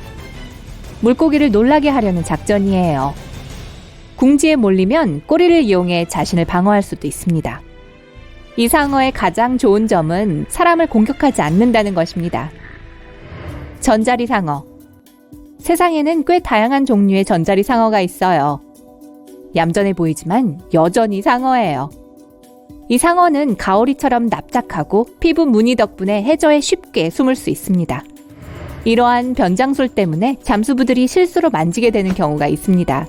좋은 상황은 아니죠. 이 상어는 빠르고 강한 턱을 가지고 있어요. 하지만 사람보다는 작은 물고기를 더 좋아해요. 뿔 상어는 눈 바로 위에 뿔처럼 생긴 2개의 돌기가 있습니다. 상어 세계의 할아버지로 공격적이지 않고 천천히 헤엄치고 거의 매일 밤 늦게까지 깨어 있어요. 성게와 갑각류가 가장 좋아하는 먹이예요. 거의 발이 있는 것처럼 해저에서 지느러미를 움직입니다. 이 상어를 과소평가하지 마세요. 어떤 상어보다도 무는 힘이 강합니다. 좋아하는 먹이의 껍데기를 으스러뜨리려면 튼튼한 이빨이 필요합니다. 만약 무언가 공격하려 든다면 조심하는 게 좋아요. 뿔상어는 지느러미에 날카로운 가시가 있어요. 가장 못생긴 상어 대회가 있다면 마귀상어가 단연 우승을 할 거예요. 생긴 모양도 이상하고 분홍색 수중 오토바이 정도의 크기입니다. 긴 꼬리와 아주 긴 코를 가지고 있어요. 바닷속 깊은 곳에서 살고 오징어를 즐겨 먹습니다. 다른 상어들처럼 빠르지는 않지만 훨씬 더 교활합니다. 너무나도 기발한 비밀 오징어 잡이 기술을 가지고 있어요. 상어는 오징어 뒤에서 헤엄치면서 점점 더 가까이 갑니다. 물론 오징어는 속도를 늦추지 않아요. 하지만 마귀상어가 점심을 굶지는 않을 거예요. 상어가 입을 벌립니다. 상어의 턱은 피부 주름에 연결되어 있어서 말 그대로 턱을 입 밖으로 던질 수 있어요. 그리고 상어니까 이빨이 날카롭죠. 긴 턱은 사냥을 하는 데 도움이 되고 식사가 끝나면 턱은 입 안으로 다시 들어갑니다. 이 상어는 일본 해안에서 여러 번 목격되었고 일본 신화나 동화에 나오는 도깨비를 닮았다고도 합니다. 닌자 상어보다 더 멋진 것은 단 하나뿐이에요. 닌자 랜턴 상어죠. 바다 밑바닥까지 내려갈 수 있는 튜브가 있다고 상상해보세요. 너무 어두워서 아무것도 볼 수 없어요. 갑자기 빛나는 점이 멀리서 움직이고 있습니다. 여러분을 향해 가까이 다가오고 있어요. 그 빛은 파란색으로 빛나는 머리예요. 마치 머리가 몸에 붙어있지 않은 것처럼 보여요. 닌자 랜턴 상어는 피부가 검기 때문에 어둠 속에서 거의 보이지 않습니다. 사람의 팔 크기지만 작고 날카로운 이빨은 장난이 아닙니다. 이 상어가 왜 빛을 내는지는 아무도 모릅니다. 맛있는 물고기를 유인하기 위해서일까요? 또 다른 이론은 친구들과 소통하기 위해 불빛을 사용한다는 거예요. 친구가 있다고요? 망치머리 상어. 이 흉포한 상어는 무게가 0.5톤까지 나갈 수 있습니다. 전 세계의 열대 바다에 살고 있으며 가장 잘 알려진 상어 중 하나입니다. 눈은 망치 모양의 머리 측면에 위치합니다. 거의 모든 방향을 볼 수 있다는 의미죠. 게다가 특별한 목 근육을 가지고 있어서 머리를 위아래로 들어 올려 더 잘 볼 수 있어요. 가장 좋아하는 음식은 가오리입니다. 바다 바닥을 따라 헤엄치는 납작한 물고기로 모래와 바위 조각처럼 위장하고 있죠. 가오리는 주변 환경과 섞여서 살아갑니다. 위험한 것들은 대부분 헤엄쳐 지나가죠. 하지만 망치머리 상어의 눈은 모든 것을 봅니다. 이런 백상어, 망치머리 상어, 그리고 다른 큰 상어들은 약 25년 정도 삽니다. 하지만 훨씬 더 오래 사는 상어가 있어요. 그린란드 상어는 300년에서 500년을 삽니다. 주로 북대서양과 북극해에 살아요. 어둡고 깊은 곳에서 수영을 하는 것을 좋아해서 코로 먹이를 찾습니다. 바닷속에서 오랜 시간을 보내다 보니 강한 압력을 견뎌내는 방법을 터득했어요. 지구상에서 가장 오래 살고 가장 크고 가장 느린 물고기 중 하나입니다. 상상해보세요. 북극 유람선을 타고 가는데 그린란드 상어 한 마리가 얼음처럼 차가운 물속을 천천히 움직이고 있는 것이 보입니다. 아마 여러분보다 400살은 더 많을 거예요. 대부분의 상어는 잡식성입니다. 돌고래, 다른 상어, 개, 성게, 작고 큰 물고기를 사냥할 수 있습니다. 핫도그도요. 아니요, 핫도그는 농담이에요. 하지만 보닛 헤드 상어는 약간 다릅니다. 식단의 절반 정도는 해조류를 먹습니다. 사실 망치머리 상어와 관련이 있지만 머리는 망치보다는 삽처럼 보여요. 삽머리 상어? 이 상어가 헤엄치는 것을 본다면 이게 바다뱀이나 거대한 벌레라고 생각할지도 몰라요. 주름상어는 많은 상어들처럼 바다 밑바닥에서 헤엄치는 걸 좋아합니다. 맛있는 것을 쫓을 때 마치 뱀처럼 움직입니다. 그리고 뱀처럼 먹이를 통째로 꿀꺽 삼키는 것을 좋아합니다. 하지만 이빨이 없다는 건 아니에요. 약 200개의 이빨을 가지고 있어요. 톱상어는 길고 납작하며 매우 뾰족한 코를 가지고 있습니다. 코에 있는 이 이빨은 성장을 멈추지 않아요. 각 이빨에는 전기 수용기가 장착되어 있어 톱상어가 근처에 있는 물고기를 배의 레이더처럼 감지하도록 도와줍니다. 먹이가 근처에 있을 때 상어는 헤엄쳐 올라가서 코로 공격을 하고 마치 칼솜씨를 뽐내는 기사처럼 코를 이리저리 흔들어요. 이 상어가 지나갈 때는 눈을 깜빡일 시간도 없을 거예요. 방금 그거 보셨어요? 이거는요. 세계에서 가장 빠른 상어인 짧은 지느러미 청상아리를 소개합니다. 최대 시속 55km로 헤엄칠 수 있어요. 육지에서는 그렇게 빠른 속도가 아닌 것 같지만 물속에서는 빠른 거예요. 치타보다 느리지만 대부분의 개보다 빠른 속도죠. 온혈 동물인데 상어에게는 매우 드문 일입니다. 덕분에 보통 상어들이 살아남을 수 없는 춥고 먼 곳까지 헤엄칠 수 있습니다. 황새치는 훨씬 더 빠릅니다. 최대 시속 90km로 헤엄칠 수 있어요. 상어는 아니지만 여전히 놀라운 생물이에요. 경주에서 황새치는 당연히 우승을 할 거예요. 하지만 단순히 빠른 것이 아니라 특이하게 빠릅니다. 코 옆에 특별한 기름을 뿜어내는 분비샘이 있어요. 이 기름은 코를 통해 퍼지고 작은 구멍을 통해 나옵니다. 이 특별한 기름은 방수 효과가 있어서 황새치가 빠른 속도로 물을 미끄러지듯 통과하게 해줍니다.